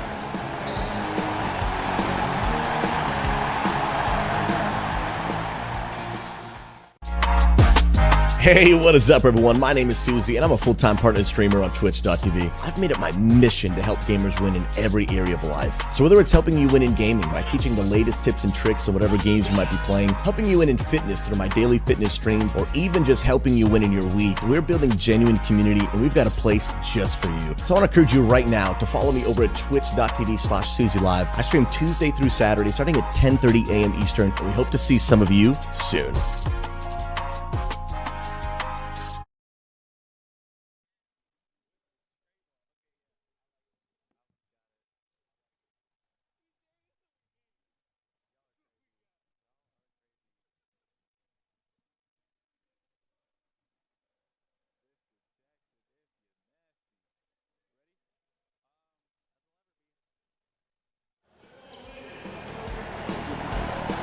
It's the final quarter of action here in Game 2 of our quadruple header. Alongside Alvin Delbay and Jerry Pettit, Mark King, and everyone here for the FBA, Jesse O. Fourth quarter action on the way. 94-81 is the score, a 13-point lead for St. Pete. Alvin, everything seems to be going right for the Tide, even though they don't have as many players to kind of work with throughout the stretch of this game as the Winter Park Storm do. Dante Hardnett Jr. inside, getting to his spot, just shot that a little bit hard, but he grabs his own rebound, gives it up to Cam Jackson for three. And he was hitting early on, and the game has cooled off. And that's just because the Tide have been pouring it on offensively, moving the rock well, getting guys involved, and just playing with true camaraderie that only they can play with. Braylon Pickens the steal as he runs towards the near side, gives it up to Dom Douglas. Douglas fouled down low. Dom Douglas finally getting to the stripe. It seems he hasn't been there this second half, if I'm not mistaken. Finally getting there and now being able to do something with it. If they're going to do a push, they need to do a push early because this Tide team turns it on late in the fourth quarter. So you want to be very close so that way you can go tit for tat. But if it's still a 13 or double-digit lead, it's going to be very tough to get ahead. So only 4 fouls in total in the third quarter, and already a foul here in the fourth. And that's just a good job by Dom Douglas. If you are down, you need to be aggressive, and you want to get guys in foul trouble. You want to get some of their scorers out and put some strain on this light bench you have to play more minutes than they're accustomed to. Right now, guys are getting extreme rest. They're able to really rotate as at will because no one's really in foul trouble. Everyone's kind of hanging out and just really having a good time, having fun out there. And that's why we've seen such a dynamic game from them so far. Douglas now with 23 points. His team tracked back to trailing by 11 with 11 minutes and 30 seconds left to go. So still a lot of time left to make up on that deficit. 100%. If they go on a push, they really can win this game and win it by a large margin. However, they have to go on that push, and it starts with defense. Right there, we saw a great defensive possession. Let's see if they can convert that and really ignite a run. Devin Jackson to Cam on the left wing. He's guarded by Hinson out beyond the arc, and now Cam Jackson will step back. Looking low, now goes left.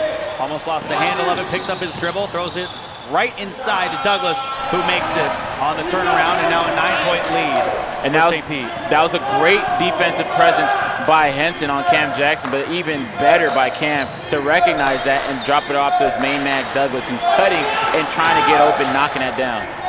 Inside, there's Hinson on the other end. So aggressive and so strong, elevating over the rest, getting that to fall. Devin Jackson spinning around, and he lost that one from the baseline. Was a hit away by St. Pete? It was. 10.5 minutes to play in the fourth quarter. Our officials for this game from Right Call Officials, number 34, Mike Rivera is the crew chief. Antar Crawley and number 41. And Roderick Bombard wearing number 3. And a foul on the floor. Now Dom's gonna come alive from the stripe, getting right back to where he's really been accustomed to over this season, just doing a good job of getting to the line because he's so aggressive and he puts a lot of strain on competitors. Now with a chance to get them within 10. Evan Hinson in a little bit of foul trouble. Douglas puts the first one through. Evan Henson has just been a breath of fresh air for the Tide. He came in, and for us on our end, we didn't really know what to expect. This is his debut in the FBA, and immediately made an impact as Dom Douglas really completes that and really proves he's a fourth quarter player. But Henson's just done a fantastic job of doing everything they need and then a little bit more, giving some spark to their team. Catch and shoot from Hinson is no good. The rebound, one dribble. Anthony Brooks' second one is no good. Third one, fourth one goes in. Eddie draws the foul. And that cannot happen if you're the Winter Park Storm. You have to put a body on him. You cannot allow a guy to get that many opportunities at the goal and then to cap it off, it's an and one. Jesse, that's just not acceptable if you want to win this game. Fantastic effort on the other end by Anthony Brooks to stay on that ball the whole time. Brooks converts on the three-point play. He's got 18 points, and the lead back to 12 for St. Pete. And this is where Anthony Brooks comes alive. The fourth quarter, he is just an animal. Pickens right up top, right in the face of Anthony Brooks. And Pickens with 19 points, a 99-90 ball game. The lead back within 10 for St. Pete. Here's Johnson on the left side, batted out of bounds by Devin Jackson. And that shot has Braylon Pickens activated. A fantastic job coming in and knocking down a trifecta in the middle of a slump for the Storm. Now Brooks will bounce it in to Hinson. Hinson going underneath. Throws it back up top, and Anthony Brooks saves it from going behind half court. Shot clock violation and a turnover by St. Pete. So 9.5 minutes left to go, Alvin. What does Winter Park sort of draw up here? What do you think Barry Mistel is going to do, the head coach? I have no idea, but I know it involves 4 passes and someone getting a good shot. And right now, that last possession with Braylon Pickens and Dom Douglas knocking down his free throws, Cam Jackson is playing how he's been playing. They are on an upward trend. You just want to see that manifest on the offensive end and, more importantly, on the defensive end. Douglas, left side. And he couldn't get that one to fall out of bounds off of Hinson. So a little more momentum for the Winter Park Storm here. We kind of saw the energy in the building shift a little bit. Let's see if they can capitalize on it after we come out of this timeout break. 9 minutes and 8 seconds left to go in the fourth quarter. It's still a 9-point lead for St. Pete.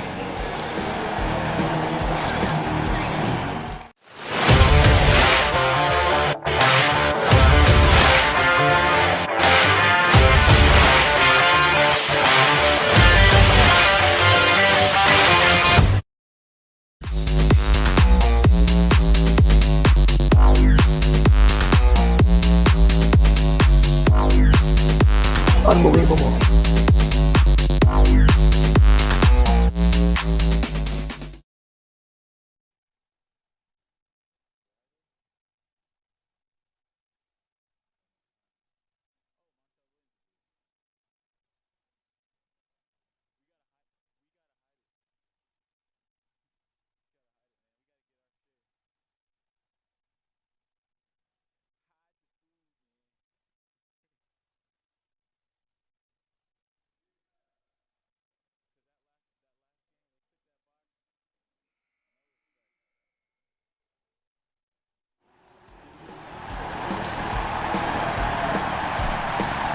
.08 left to go in the fourth quarter. 99-90 is the score. Alvin, a little bit of something going on for Winter Park. I don't know if it's momentum, but what do you think? I think they definitely have some momentum. The guys are starting to show up on the defensive end. Their offense has been there all night. It's just defensively finally stepping up, figuring it out. And now let's see if they can close this gap one possession at a time. Douglas inside, up with the flick from the right hand. And a big fight for the rebound. Out off of Zell Murphy, so another chance for Winter Park here. And they are having a little bit of divine intervention with a couple of that last possession Henson losing control without anyone around him. So definitely got to find a way to get a bucket out of this possession. It's gone too long. So much effort has been shed, so much sweat. Got to get a bucket out of this. Blood, sweat, and tears, right? And a turnover there by Dominic Douglas. Zell Murphy inside. Foul. That hurts. All that effort, all that time wasted on that possession just to turn up and not have a bucket. On the other end, man, this Tide team is rolling. They do everything they need to do, and whenever you think they're out of it, they're not. They come back with vengeance, and they're not even at their peak yet. As soon as the moon shines a certain way, the sun is going through the windows a certain way, and really the main thing is that when the clock ticks to beneath 5, they all turn into madmen, and they just start balling. So the fact that they're up 10 with 8 minutes left in the fourth quarter is scary, scary business when the clock ticks to below 5. Johnson's second one is good. He's got 26. 101-90. The first team to break 100 in this game is St. Pete. Both teams with 2 team fouls. Now Braylon Pickens wants a screen to get Anthony Brooks off of him. 1 against 1, and now Pickens down to the right side, missed the layup, and the rebound by Johnson. Here's Brooks looking ahead from the far side, and he'll give it up to Josh Shane. So now Brooks running the point and is the focal point of the offense in this ball game. Probably looking for someone to cut towards the basket. 7 seconds on the shot clock. The bounce pass into Hinson.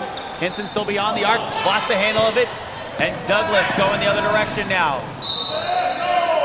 Out off of St. Pete. That's just a good job by St. Pete getting back and not allowing him to get an easy run out towards the rim. Now forcing them to really earn it by getting it in a set offense where they've been doing a good job. 101-90. The inbounds stolen by Brooks. So here's that 1 versus 1 again. And a foul on the floor. Good job by Brooks reading that play, stealing that one, and turning that into a foul for his team, and a nice 24-second on the shot clock in the half-court offense. So Anthony Brooks really doing it, doing what they need from him.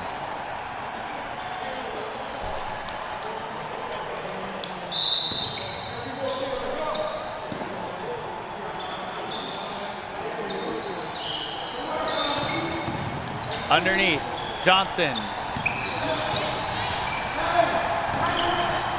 Now, Cam Jackson, down low to Pickens. Another 3 is hit by Cam Jackson from the left corner, and Jackson now has 22 points, 101-93. Mr. Jackson, do it if you're nasty. Knocking down another 3 in the fourth quarter. Man, oh man, had he been dynamic this game. Johnson, another dynamic guard going inside. He's got 28 points. The lead back to 10 for St. Pete. So Winter Park needs to sort of break that 9-point deficit margin. Devin Jackson, right side. That one bounces in, a nice lucky bounce. And you don't know which Jackson I'm talking about. All I gotta say is, Mr. Jackson, do your thing. Get buckets any type of way right there, getting in the nice leaner to fall. 103-95. Brooks, step back 3. Cam Jackson, another big rebound. This might be the run that they needed to go on. 8-point lead. Devin Jackson. And now Hinson the rebound. 6.5 minutes to play in the fourth quarter. Leaving a little bit to be desired after that shot. Great hand. Nate Anthony trying to create the steal.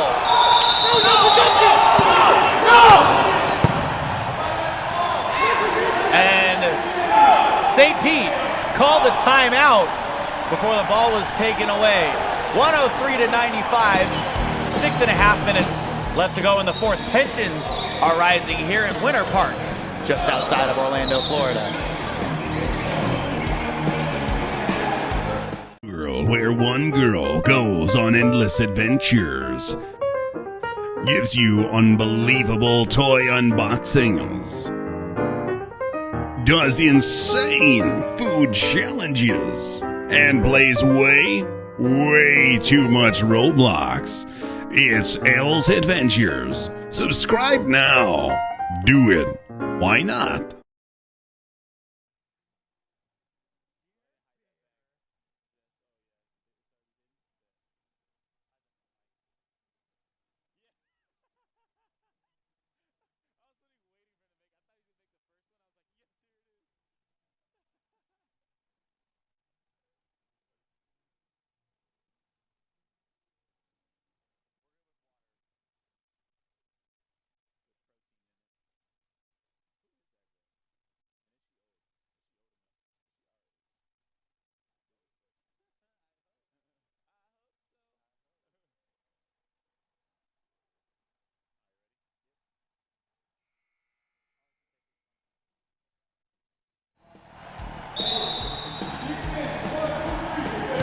That last possession was a little controversial, and that's what caused both teams to erupt with emotion.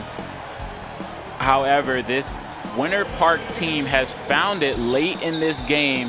Hopefully they can use that momentum found and really utilize that to get ahead in this game. The inbounds thrown to the right. Brooks throws it left. Henson with 2 seconds hits the long two. Henson has just been just a sight for sore eyes. His game is just solid, great foundation, plays good defense, and right there knocking down a much-needed two-pointer. Lead back to 11 for St. Pete.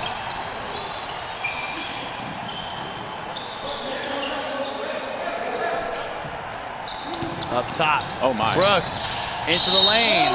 And a jump ball, Brooks and Forbes Jr.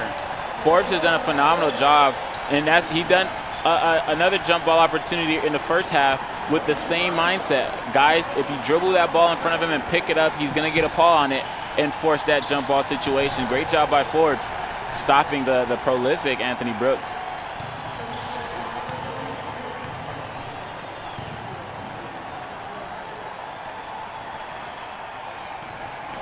Forbes wins that one. Cam Jackson on the far side. Jackson up with the left hand. He's fouled. Good job getting that one to go up and in, or an attempt. But now you give yourself an opportunity to get within foul trouble, which is what you want going down the stretch of this game. And man, you have to hit these free throws. It's crunch time. You gotta get this game to within about 2 or 3 so you can actually compete for it. Need it to be a one-possession game. Cam Jackson's first one is up and good. 23 points for Cam. Hoping to bring this lead back within 10. Phenomenal display of offense throughout this whole game. Yes, he makes both of them. He's got 24. 106.97, 5.5 minutes left in the fourth. Josh Shane right up top, guarded by Devin Jackson.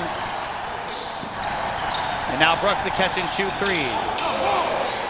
And he's used to hitting so many of those in the fourth quarter, so look for him to start catching fire out beyond the arc. Williams on the far side, now to Devin Jackson running a weave. Throws it cross court, Anthony now into the right corner. From the right block, Anthony tried to bank it in, but Devin Jackson there for the putback. How about Devin Jackson, the little fella, getting a tip in on the offensive glass? That's what I mean when I say he plays bigger than his actual size. Devin Jackson doing what he needs to do in crunch time.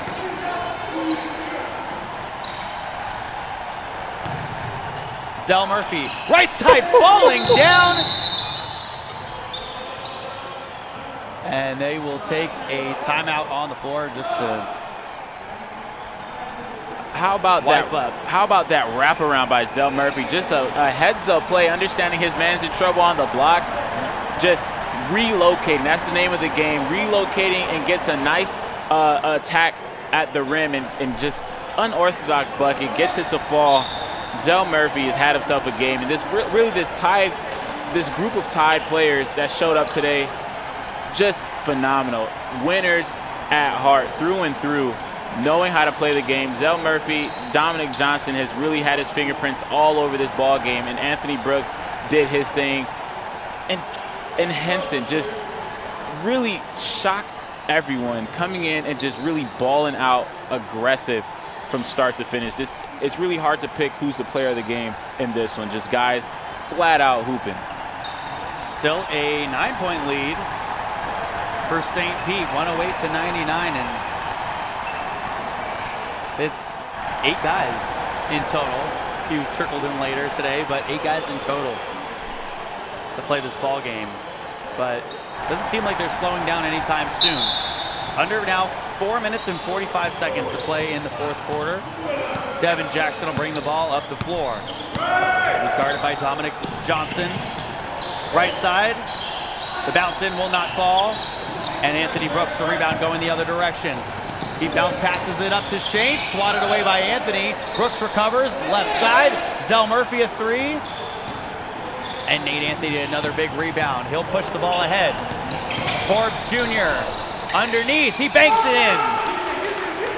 And that's a great shot. Look at the effort by Cam Jackson, literally looking like Ed Reed on that one. Coming from the left side of the court, breaking on the basketball and knocking that one out, giving his team a chance to recover. Williams and Forbes Jr. will sit down. Dominic Douglas and Braylon Pickens, the 2 captains of this Winter Park Storm team. Back in, no look, pass down low. Cam Jackson wasn't looking. And an easy basket for Garfield Blair, who now has 14 points. So the lead back up to 9 for St. Pete. The step back from Douglas is off the mark, and a foul. That's not something you can allow to happen if you're Winter Park. But on the Tide's perspective, man, just being a heads-up play, you see a guy's back turned to you, and you get into a window and you make that shot. Great job by the Tide. They've done that time and time again. In every quarter, you've seen at least a few times a guy snuck in an easy pass like that for a gimme play. Great job by the Tide, looking for their guys, and that just goes to show the camaraderie they have, the trust they have in each other, and the culture they've built as a unit. Under 4 minutes to play as we wipe some of the grease off the floor. 110-101, 14 fouls on St. Pete and 3 on the Winter Park Storm. What? Some of the grease on the floor is just just funny to me, you know. I mean, I could. What, you want me to say, oil? Sweat. Tears? That's what I'd like. Under 4 minutes to play as we take immediate timeout. 110-101 the score. We'll be back in 1 minute.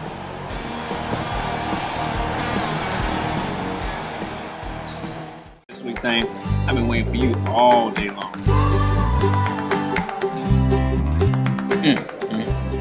Ooh, no.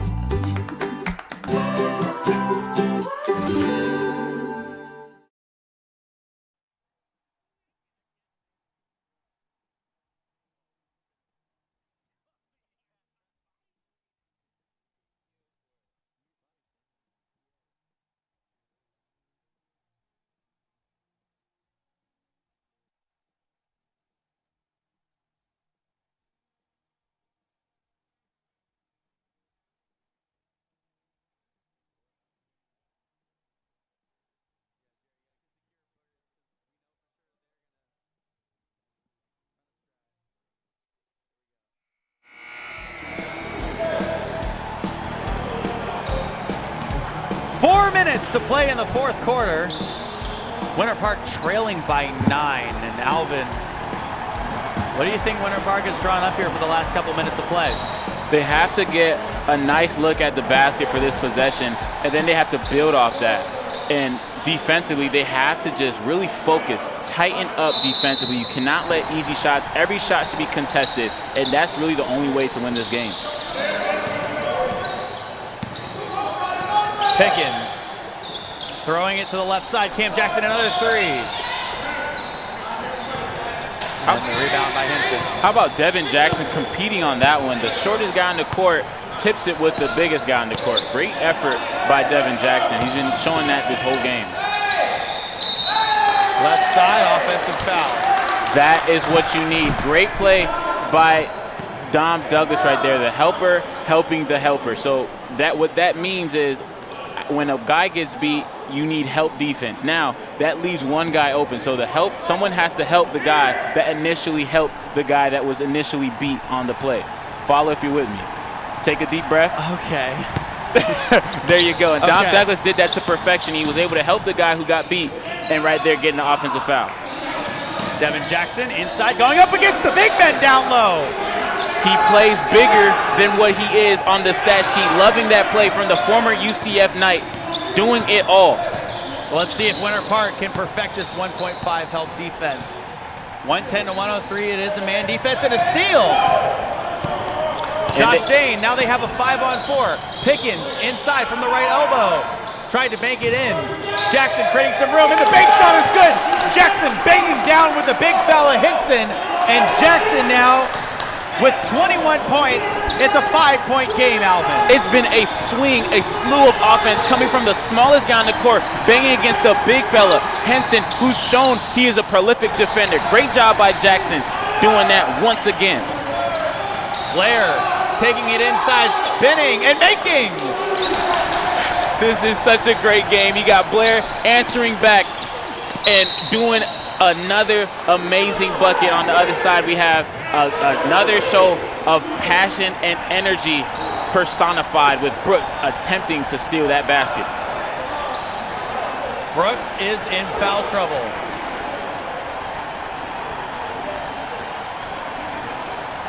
.112 to 105, 2.5 minutes to play in the fourth quarter.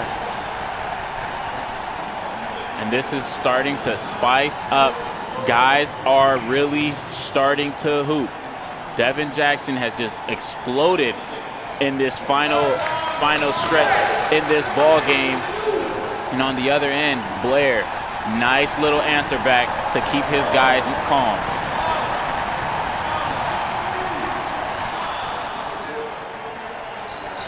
Douglas, a 76% free throw shooter, good for the best on the team. And now he's got 29 points, his team trailing by 5. Anthony Brooks from the left side.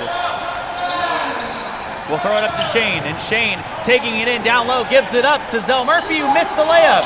A fight for the rebound, and Shane pulls it down, a fresh shot clock.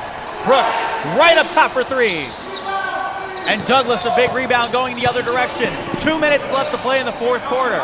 Douglas, cross court, Cam Jackson a 3, and it's just off to the left side. Devin Jackson the rebound, swatted out of bounds by Blair, but Winter Park gets it back.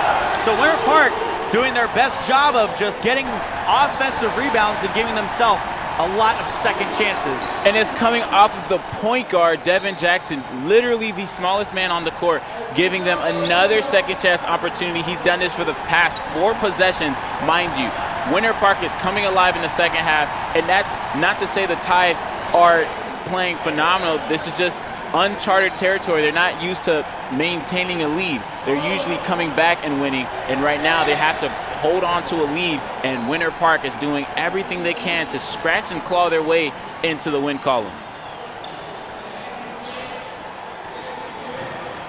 A minute and 51 to go. Good job by Winter Park battling back here in the fourth quarter. And they never let St. Pete run away with it. 112 to 107. Pickens to inbound from the left side of the basket. Catch and shoot from Douglas. Good. The lead to 3. A real gamer. Big-time players make big-time plays, and that was no exception. Dom Douglas knocking down the baseline 15-footer. Up top, Hinson to the right. 12 seconds on the shot clock. Blair down low. Fouled from behind. A late call on that one, but a great job hustling by Dom. You cannot let that one go unnoticed. Blair has to knock these free throws down for his team. They've gone on a nice slump offensively.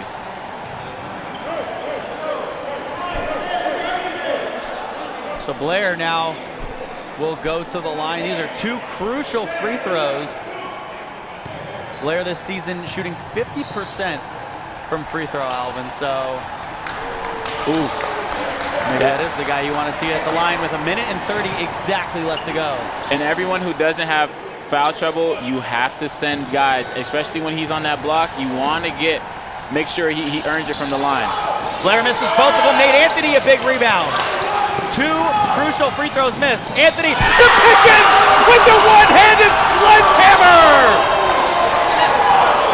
That's what you love to see if you're Winter Park. A big-time player from a big-time play. Braylon Pickens telling everyone to raise the roof. Anthony Brooks can't get that one to fall. St. Pete up by 1. 112 to 111. Wow. Devin Jackson out beyond the arc. 1 minute left in regulation. Jackson for the lead.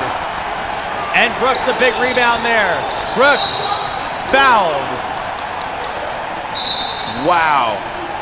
What a play by Devin Jackson and Braylon Pickens, getting their team ignited and giving them a 1-point lead. This is our 1-point deficit. This is exactly where you want to be. 53 seconds left on the clock. 1 possession game. Now who can withstand each other's waves is going to be an onslaught now. Things are going to be crazy. Guys going to be falling all over the place, diving for the ball, trying to make the play and be the hero of the game. But wow, what a moment to remember for the Winter Park Storm.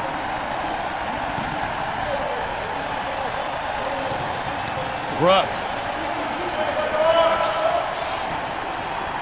He swishes the first one through.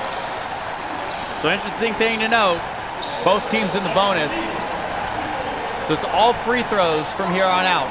73% from the free throw line from Brooks. And that's what you love when you see Brooks at the line. He's very calm for his team, knocking down shots, someone you could very trust, a steady hand, and for Winter Park, you do not want to foul him. And a 3-point lead for St. Pete. Winter Park gets the ball back, so we'll see what play head coach Barry Mestel draws up for them on offense when we return in 1 minute.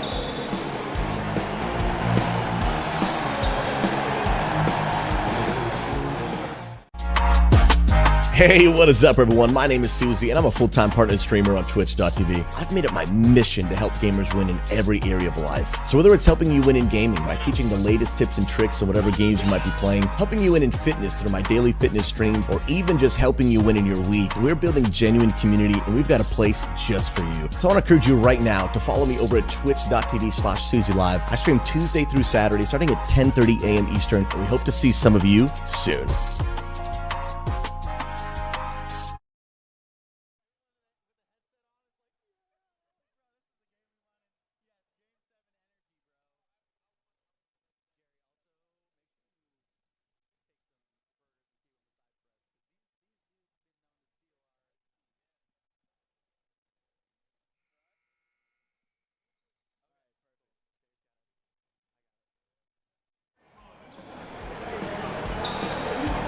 Braylon Pickens with maybe a candidate for dunk of the year in the FBA, the alley-oop to the one-handed sledgehammer with the right hand, but a couple shots made back on the other side by Anthony Brooks from the free throw line. As both teams are in the bonus, it's now a 114 to 111 game. St. Pete has the lead back up by 3.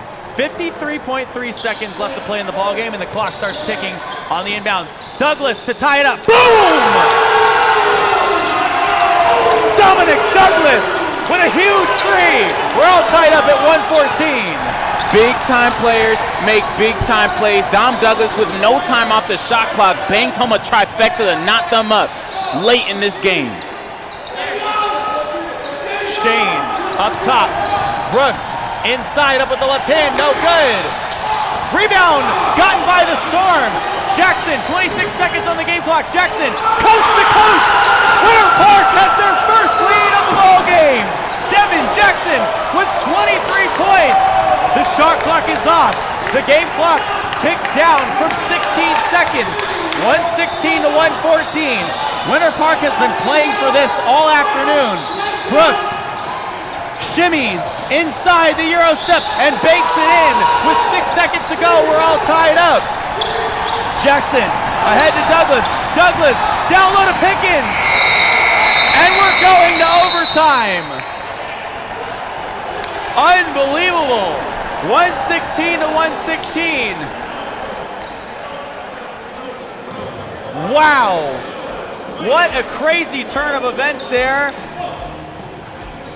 And we're going to an extra quarter of action, so free basketball. Stick with us. This game is absolutely insane, and you do not want to miss the overtime battle between two of the top 4 teams in the FBA. We'll be back in 45 seconds, so keep it tuned here as we have a lot more basketball on the way.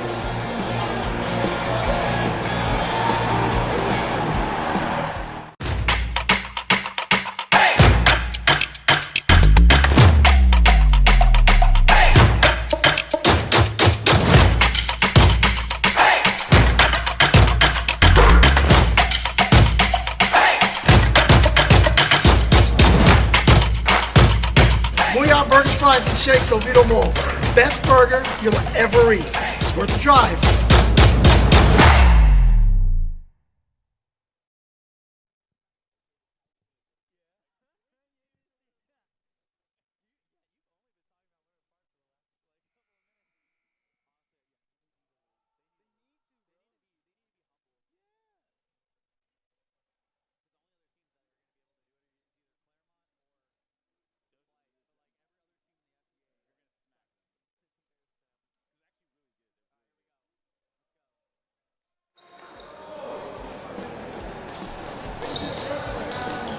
Five minutes up on the clock to signal the start of overtime. We are all tied up at 116. How we got here, 4th quarter action. Winter Park battles back from, at one point, a 13-point deficit. A couple of key plays, a couple of key rebounds, and a few humongous shots hit by Braylon Pickens and Dominic Douglas, the 2 stars and captains for the Winter Park Storm. And now we are in, so we think, the final quarter of action. Alvin, how have you liked this game so far? It's just been a fantastic display of tenacious ability to regenerate an offense, because we've seen a stagnant offense, and really, not really offense, it's been stagnant on the defensive end by the Winter Park Storm. The Tide had all the momentum for the majority of this game. For the bulk of this game, they had a comfortable 10 to 15-point lead, and the Winter Park Storm stayed true to their integrity, and then they ratcheted up the defense later on in this game and got themselves within 10, and then from then on launched themselves into the lead and ultimately into this final quarter. And that's Anthony Brooks hit a pair of really game-tying free throws, and if he doesn't hit those, the game is over. Fantastic job by both teams. Brooks out beyond the arc, guarded by Dominic Douglas. He passes right. And a step out of bounds by Hinson. And he hit the shot, though, so probably a good thing if you're the Winter Park Storm. Hinson has been flat out balling. This Tide team is phenomenal. They're doing all of this without a coach, mind you.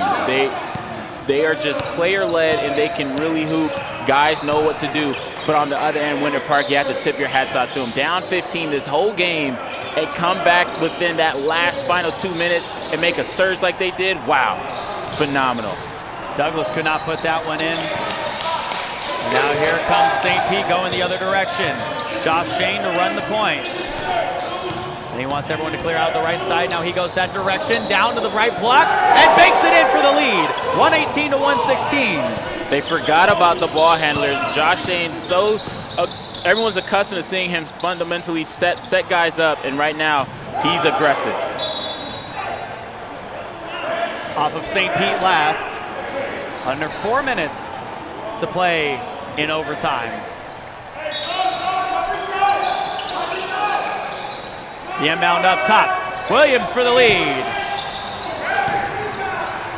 And Shane a rebound. Good shot. That shot, Alvin?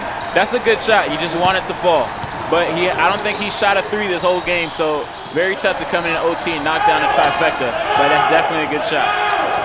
Blair D'd up by Cam Jackson, and the other Jackson gets the steal.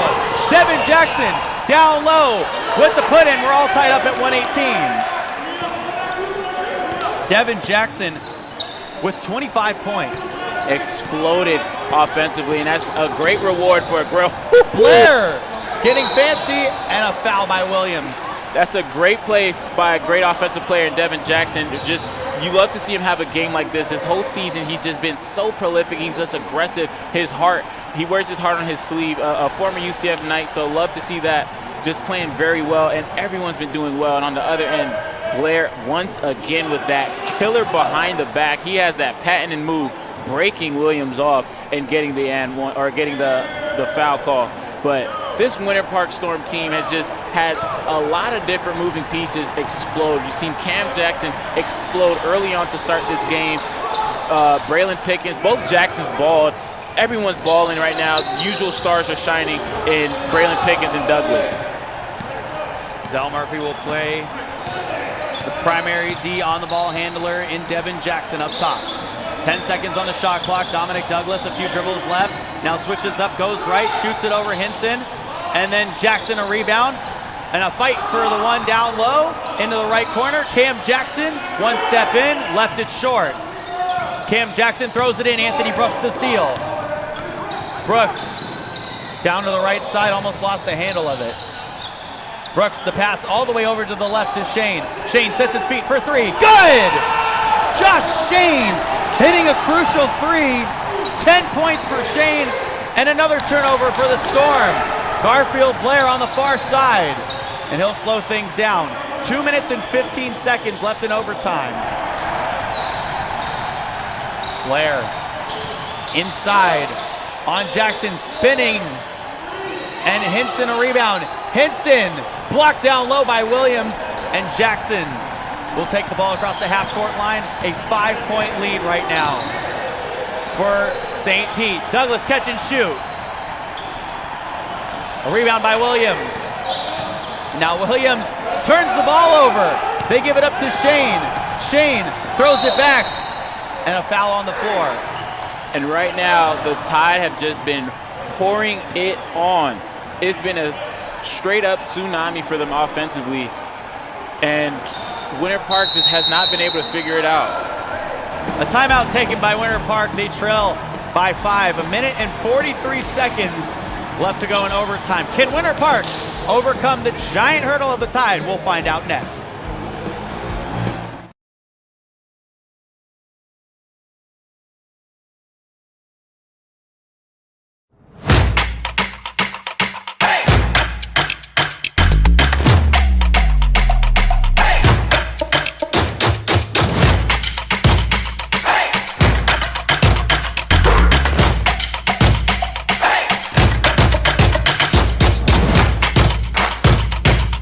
Burgers, fries, and shakes, Oviedo Mall.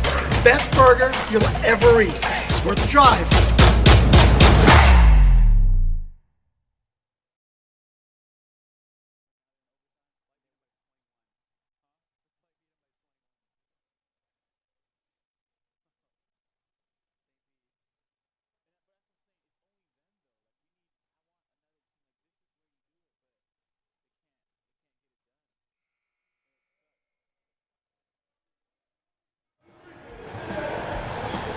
A minute and 43 seconds left to go in overtime.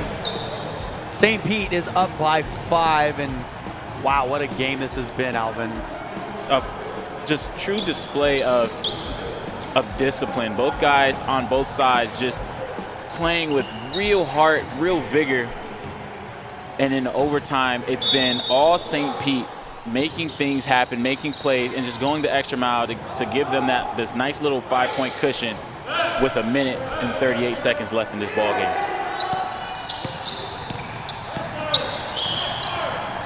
Brooks. A few dribbles in on Cam Jackson. 8 seconds on the shot clock. Brooks going right, inside foul.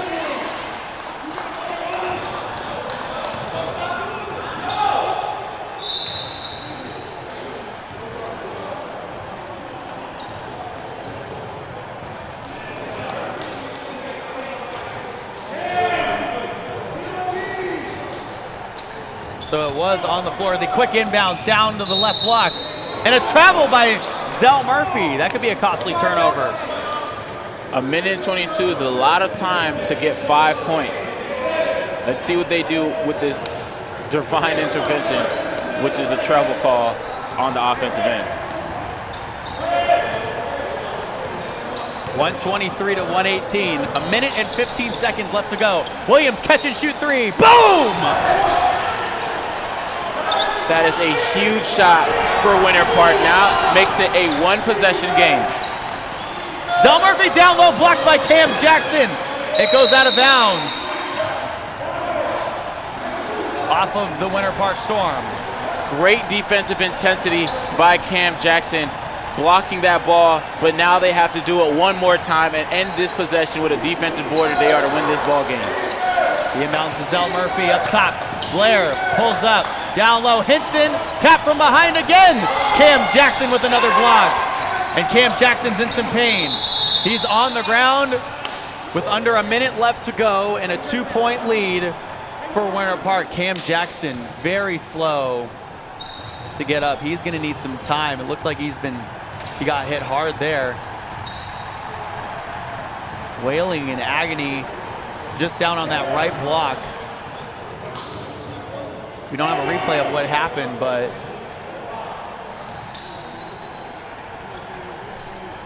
he's able to get up. Very slow to get up, though. And now he will limp off down to the baseline. 123 to 121 as we take a quick injury timeout here. We're hoping Cam Jackson's all right. World where one girl goes on endless adventures, gives you unbelievable toy unboxings, does insane food challenges, and plays way too much Roblox. It's Elle's Adventures. Subscribe now. Do it. Why not?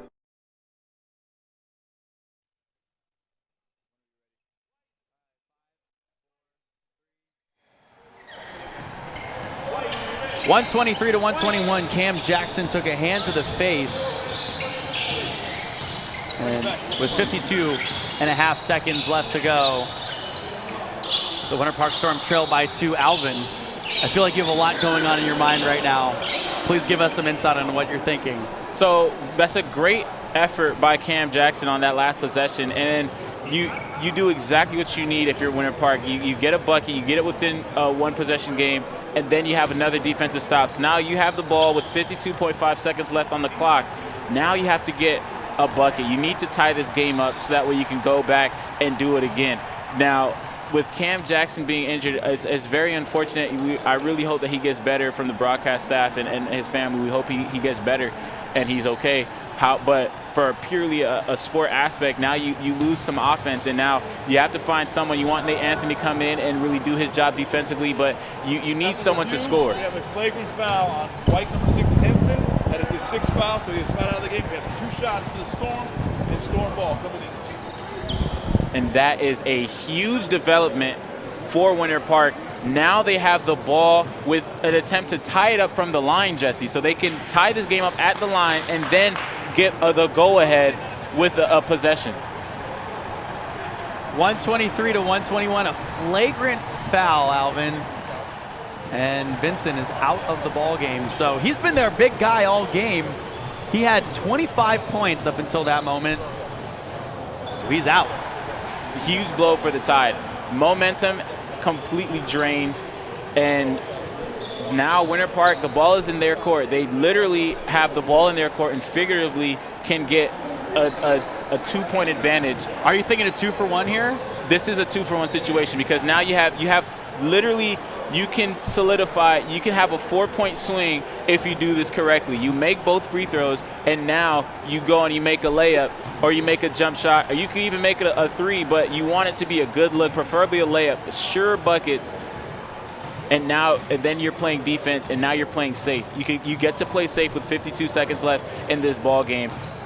A great opportunity for the Winter Park Storm, and a huge detriment, a huge blow to the Tide. Henson being out of this game, he's been dynamic for them. He's made a lot of big plays for them. He's been such an aggressor for them. So now with his final foul, and it to be a flagrant at that, really hurts this organization. Braylon Pickens with 21 points. Cameron Jackson with 24. Devin Jackson with 25. Dominic Douglas with 34. Alvin, who do you give the ball to here? Wow. Personally, I would probably run a rub-off with Dom Douglas, Braylon Pickens, and then after that, I'd have Devin Jackson sinking somewhere in the corner. And then if that doesn't work, run that exact same motion with Devin Jackson. And I would literally, everyone who has the hot hand, I would just run a rub-off with those guys. And then if the shot clock's going, we don't get a good look, set a screen and really run a true pick and roll. But you need the court spaced. You need guys to have lanes to cut to the basket and do what they've been doing this whole game. So Cam Jackson seems to be all right. He's taking some rest right now. So on the floor for Winter Park, it'll be Devin Jackson, Dominic Douglas, Chris Williams, Renford Forbes Jr., and Braylon Pickens. And we're waiting to see what St. Pete will do, but Douglas will make the free throw. That's so what now you he's a chance to tie this one up. That's what you need from your superstar. Clutch time, making a big play, and that's coming from the stripe. And Douglas, the second one, it goes through. Now we're all tied up at 123. Ice in his veins, big time for the Storm. Now they have the opportunity to get a great look at the basket and really go ahead in this ball game. So Vincent has to go out. He's fouled out. So they'll check back in Johnson. And this Dominic Johnson, who has 30 points in the game as well. He's the leading scorer, so it's interesting to see why he was on the bench. And that's why you're losing size, but you're not losing aggression and offensive production. Dom Johnson has done a fantastic job of being aggressive, drawing fouls, and now has an opportunity to guard Braylon Pickens. So definitely didn't lose nothing but size. We're all tied up at 123. Devin Jackson throws it left. Forbes Jr. to Williams for the lead. And it was an air ball. Not the shot you want when you have the ball in the lead. Anthony Brooks now on the right side. 30 seconds left to go in the ball game. Brooks on Douglas. Out to Shane. Shane setting his feet. And couldn't hit the three. A big rebound by Dom Douglas. 19 seconds left to go in the ball game. They just need to run the clock out and score. This is what you play for. Douglas, 8 seconds left. Now 5. Douglas goes left. And a timeout taken by Chris Williams with 4.5 seconds left to go. So Alvin, what do you think we're gonna do here with a couple seconds left to go on the game clock? You just give the ball right back to Dominic Douglas. And also, fun fact, that timeout was called by his teammate, Chris Williams. And that's very interesting because in a situation like that, the lane was open, you have what you want. You don't want to stop that and give them a chance to really get back and beef up that interior. But I give the ball back to Dom Douglas. He iced those free throws. He's feeling good. He's feeling good. You're not down, so you can afford to go into another overtime. However, you would rather to just get it to go up and in. So you want to have Dom Douglas have the rock and run a rub off, run a screen with Braylon or someone who can really shoot the basketball as well if they come free on that roll. But you want that ball in Dom Douglas's hand. He's shown that he's trustworthy with it.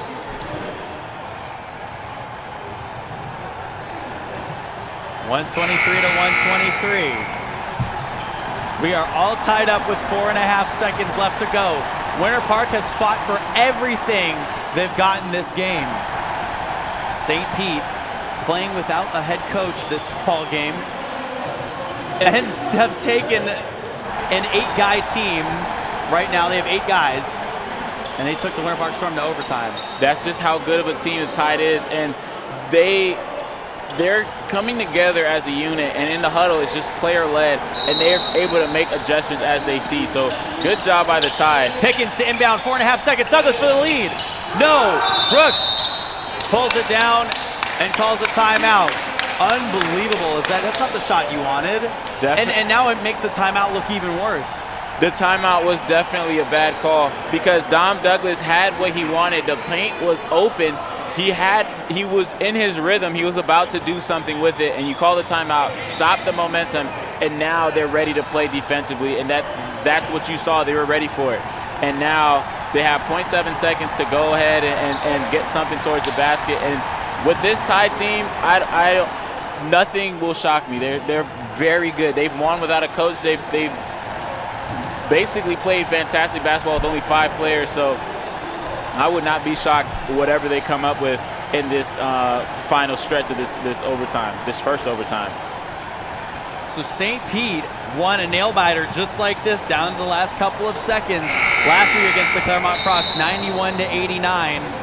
This week we're all tied up in overtime, 123-123, and a little bit of time was added back to the clock, Alvin. They have 1.3 seconds left to go. So it's an inbounds, catch and shoot, maybe get something going towards the basket. And Jesse, and before that, they won that game with Claremont, but they won by 1 point the week before versus the Mighty Oaks, 137-136. They are not afraid of big-time moments. Their players shine even brighter when it comes. Zell Murphy, Blair to shoot it. And that's it. For the first quarter of overtime, 123-123, we are all tied up. And now more overtime action, a lot more free basketball on the way. This one is crazy. We'll be back in 55 seconds.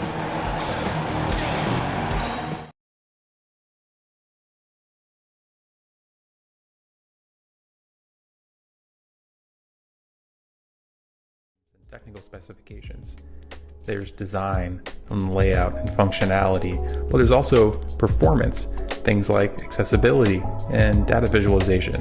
It all comes together for what ultimately is a successful launch.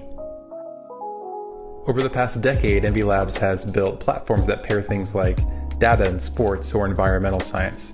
We've built technical training platforms around data science and around network administration, and we've bootstrapped and sold our own product. We are a temporary CTO and an outside specialist in strategy, design, and development. It takes a lot to go from idea to launched web application, but it's all right there in our name. Reach out to hello@nvlabs.com and let's take a look at your idea together.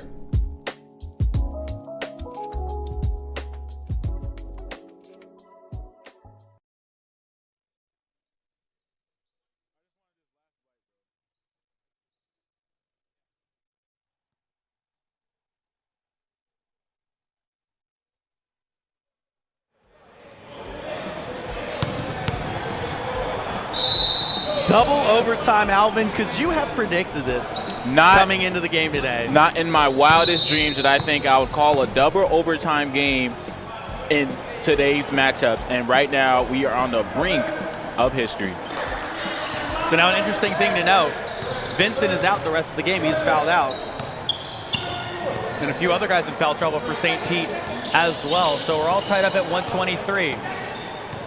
4 minutes and 45 seconds left to go in double overtime. Now Devin Jackson down the lane for the lead, 125-123. 407 Kicks owner, former UCF Knight, is coming alive in overtime, and you love to see it. Shane is off to the right on that one. And here comes Winter Park going the other direction. Winter Park has the momentum in this one, and that's what they need to hold on to. Keep the momentum. You have the lead. Play smart basketball. And Devin Jackson, no smart basketball, high IQ player, and so is Braylon Pickens, and so is Dominic Douglas, but he turns the ball over. Josh Shane going the other direction to the left. Johnson now double teamed out beyond the arc. Anthony Brooks, cross court pass. Blair underneath, and he gets that one to fall. It took a second before it bounced in. We're all tied up at 125 again, and Garfield Blair with 20 points. Garfield Blair has been a steady constant for them offensively. A turnover again. 2 late costly turnovers and a block down low. But Douglas is fouled. Or excuse me, Johnson is fouled. That's just you can't ask for Devin Jackson to do anything else other than that. He jumped up, straight up, and got his hand on the basketball. That's a great job by Devin Jackson. So now Johnson at the line. He missed it. We got a lot of DJs here. Dominic Johnson, Devin Jackson, me, DJ, JJ, J.O. I do DJ a little bit, you know. I'm becoming a DJ now. And a lane violation on the offense. That hurts. So 2 missed free throws, still tied up at 125, Alvin. Ball don't lie, Jesse. Ball don't lie. Sometimes it tells little white lies, but it never tells big ones. Jackson inside is fouled. Now I'm loving how Devin Jackson has become activated. He's getting very aggressive. All his motion is downhill. No wasted energy, no wasted dribbles, no wasted movement. Knows where he's going, has his sights at the rim, and a relentless pursuit towards it.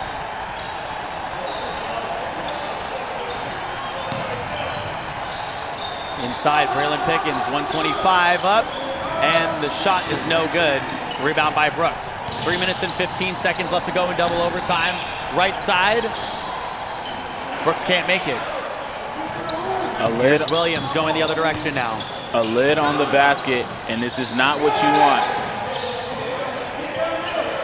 Williams spinning, fading, and he couldn't make it.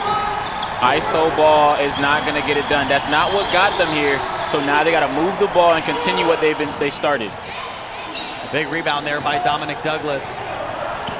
He'll bring the ball up the floor. Douglas with 36 points, a foul.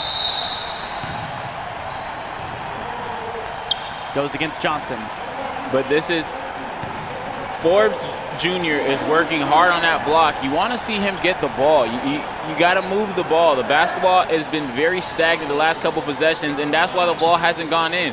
Guys are not looking for each other. They're not trusting each other, not doing what got them to this point in the first place. Got to get back to that, your true identity. Devin Jackson shifting down the left lane. He made it and drew the foul. Devin Jackson is coming alive late in this ball game. Devin Jackson does not have to pass the ball if he's going to be that prolific from the block. Playing bigger than his size, once again, dynamic in this downhill trajectory he's been on. He comes alive in OT, and that's what you want from an emerging superstar. He's been playing out of his mind this game. And he makes the free throw. Alum Knight standing up and standing tall in the face of adversity. Devin Jackson, go ahead, young fella. Brooks is off to the left. Inside, Zell Murphy couldn't make the putback. His second chance is no good either. And Johnson pulls down the rebound. Brooks right up top. Inside, he is fouled. And very controversial call on that one. But that's just a reward for the Tide getting that many offensive boards. There's absolutely no reason why you allow a guard to get that many attempts at the glass. 128 to 125 with 2 minutes and 15 seconds left to go, and a missed free throw by Anthony Brooks. Very uncharacteristic from the clutch player, Anthony Brooks. Very quiet second overtime for him. And Brooks misses both of them. That's critical down the line. Pickens from the right side. Douglas turnaround jumper. And the rebound by St. Pete. 2 minutes exactly left. Brooks up with the left hand, and it's a one-point game again. And Dominic Douglas is hurt. Holding his right hand, he took a spill over Williams. Anthony Brooks now with 24 points. Douglas in some pain. He is holding that right wrist of his. And he's a guy who, you know, takes a few falls, so when he's not quick to get up, it's actually serious. It's scary because he's a very tough kid, cut from a very tough cloth. But on that one, definitely met Williams, a heavier guy, and fell a little awkwardly on that hand.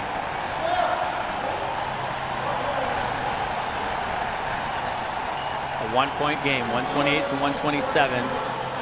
Under 2 minutes to play in double overtime now. I'm curious to see how this is going to impact our later games. Up next, we have the Florida Flight and the Claremont Crocs, and then after that is our Sunday night game of the week. And that's the Gainesville Mighty Oaks versus the Brevard Bobcats. So lots of good games today, Alvin. Definitely, and hopefully none of the other ones go into overtime. Jackson right up top. And Garfield Blair, a big rebound there. Settling for outside shots is not what you want when you have a 1-point lead. Blair inside, a block by Forbes Jr. Blair again, fouled. 1:30 to go, and now Blair goes to the line again. Getting back to the line by being aggressive and drawing contact.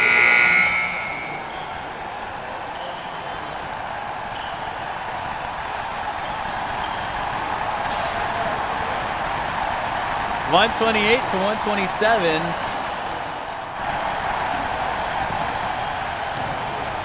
You're not tired yet, Alvin, are you? Not at all. The sun's shining, birds are chirping, and we're inside. I love that. Love that for us. Especially love that for Jerry. I love it for Jerry. Jerry's got a nice burger in his hand. I got a warm burger in my hand. Jesse got a nice purple pen in his hand. I have a purple pen.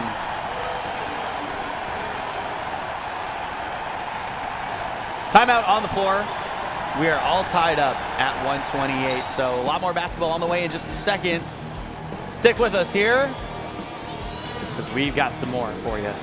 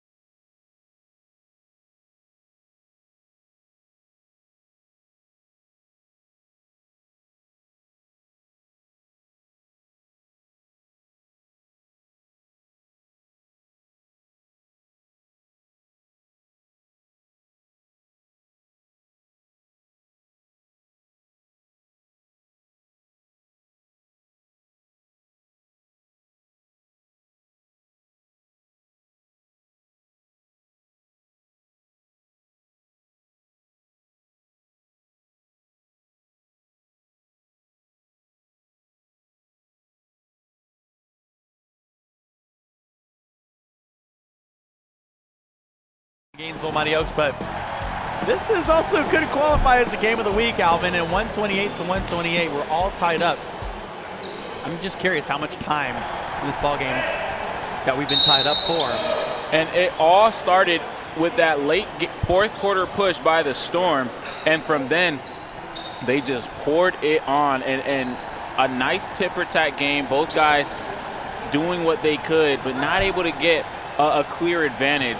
Right now, knotted up once again, and this, man, we've said that since we've started the overtime. Blair made the first one, and the second one goes in. So now a 1-point lead for St. Pete. Pickens throws it left. Forbes Jr. passes back up top to Pickens. Pickens inside, fouled, and we'll go to the line with 1:15 left to go. Good job moving the basketball around and getting aggressive, getting downhill. Now you need to see these free throws drop and give your team a 1-point advantage where you get on this defensive possession.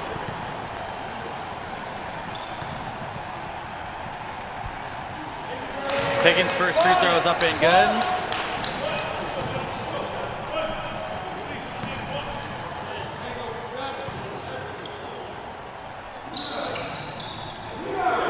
And the second one will not fall. Pickens with 22 points. Brooks, Euro step into the lane, and he gets it to go. Excuse me. A foul on Zell Murphy.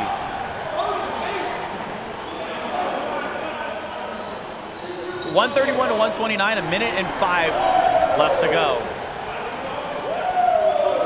So now Douglas goes to the line again. And this is going to be a comfortable spot for him. He's been there a few times late in this game, knocked down the icing free throws late. So now another chance to knock this one up once again.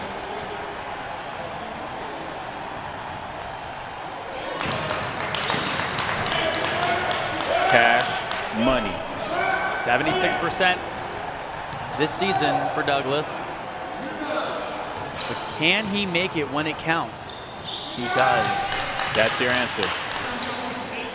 38 points for Dominic Douglas. Anthony Brooks is having a game of his own. Coming alive. Tied up at 131. 50 seconds left in the fourth quarter. A three on the way. Good! Garfield Blair!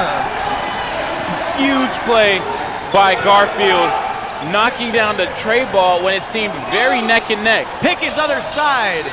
No good. Hartnett Jr. the rebound. Inside. Forbes from the right elbow. And Forbes trying to pull down the rebound. It's taken away by Brooks. They got to stop the ball. Brooks up top. Garfield Blair throws it right. Back up top.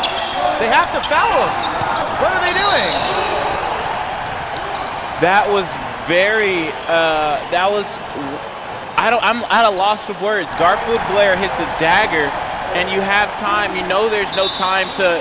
They have 3-point lead. They're gonna just dribble the ball out if you don't foul. You have to foul. I am flabbergasted, to say the least, Jesse.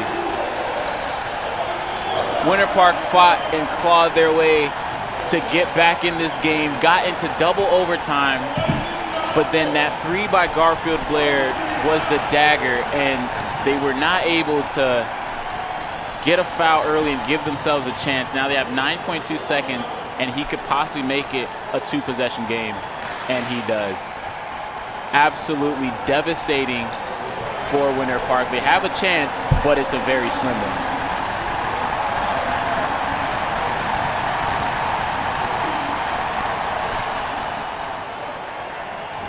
Brooks misses the second one. There still is a 4-point play in basketball.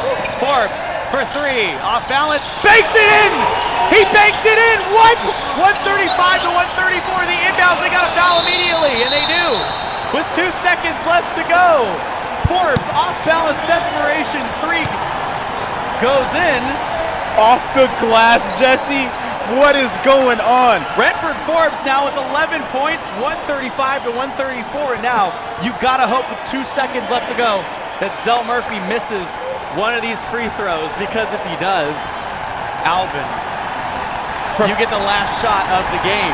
Preferably the first, because if you miss the second, then now you have 2 seconds left to get a good shot. But how about Redford Forbes getting that to go with those two people on him? He was getting double teamed, and he shot it, prayed, and divine intervention hit it off the glass. Insane shot by Forbes Jr. 136 to 134. Zell Murphy made the second one, and a timeout taken by Winter Park. 2 seconds left to go in the ball game. Alvin, who is Winter Park giving the ball to? Wow. I would like to say Winford Forbes, however, that was such a divine intervention shot, Hail Mary. You don't know if he could do it again. And you really wish Cam Jackson was playing the way he was playing earlier, or if he was still in the game, because you would definitely want him to shoot it. But I would have to say either Devin Jackson or Dom Douglas once again. Devin Jackson has just been really a steady constant in this overtime. These extra quarters, he's just come alive and been so aggressive downhill. And for Dom Douglas, you know what he brings to the table, making these free throws consistently. He has a nice touch on the basketball. So I'd have to say one of those two guys. Devin Jackson this game with 30 points. Dominic Douglas with 38. These two guys have been unbelievable for this Winter Park Storm comeback, and it seems like they've been playing behind all game, but able to take the lead once here, or a couple times actually here in overtime, and just not letting St. Pete run away with anything. But big kudos to St. Pete for, you know, having a great sense of team basketball and playing together. 2 seconds left to go in the ball game. It's a catch and shoot. Pickens from the far side, guarded by Anthony Brooks. I'm assuming Dom Douglas will get it. The inbound to Douglas. It gets taken away by Zell Murphy, and that'll be it. A crushing defeat for the Winter Park Storm and a big victory for the St. Pete Tide. Alvin, what an unbelievable game we just saw here. Who is your player of the game? Wow, we've seen phenomenal plays by a multitude of offensive players on the St. Pete Tide. You have Anthony Brooks dominating, Dominic Johnson dominated early on. Evan Henson was insane. Garfield Blair hit the dagger. However, I would have to say Dominic Johnson for just being so consistent offensively and early on being so aggressive and maintaining that aggression throughout the overtime. I have to say Dominic Johnson. An unbelievable finish for both of those teams. Winter Park now moves to 4-7 on the season. St. Pete Tide is the first team to get to 10 wins. They're 10-2 on the season. 137-134 was the final score of this one. St. Pete wins by 3. Up next, the Claremont Crocs and the Florida Flight, the top 1 and 3 teams in the FBA. So another game you do not want to miss. We have so many good games for you here today in our Sunday quadruple header. So stick with us. 2 more big games on the way.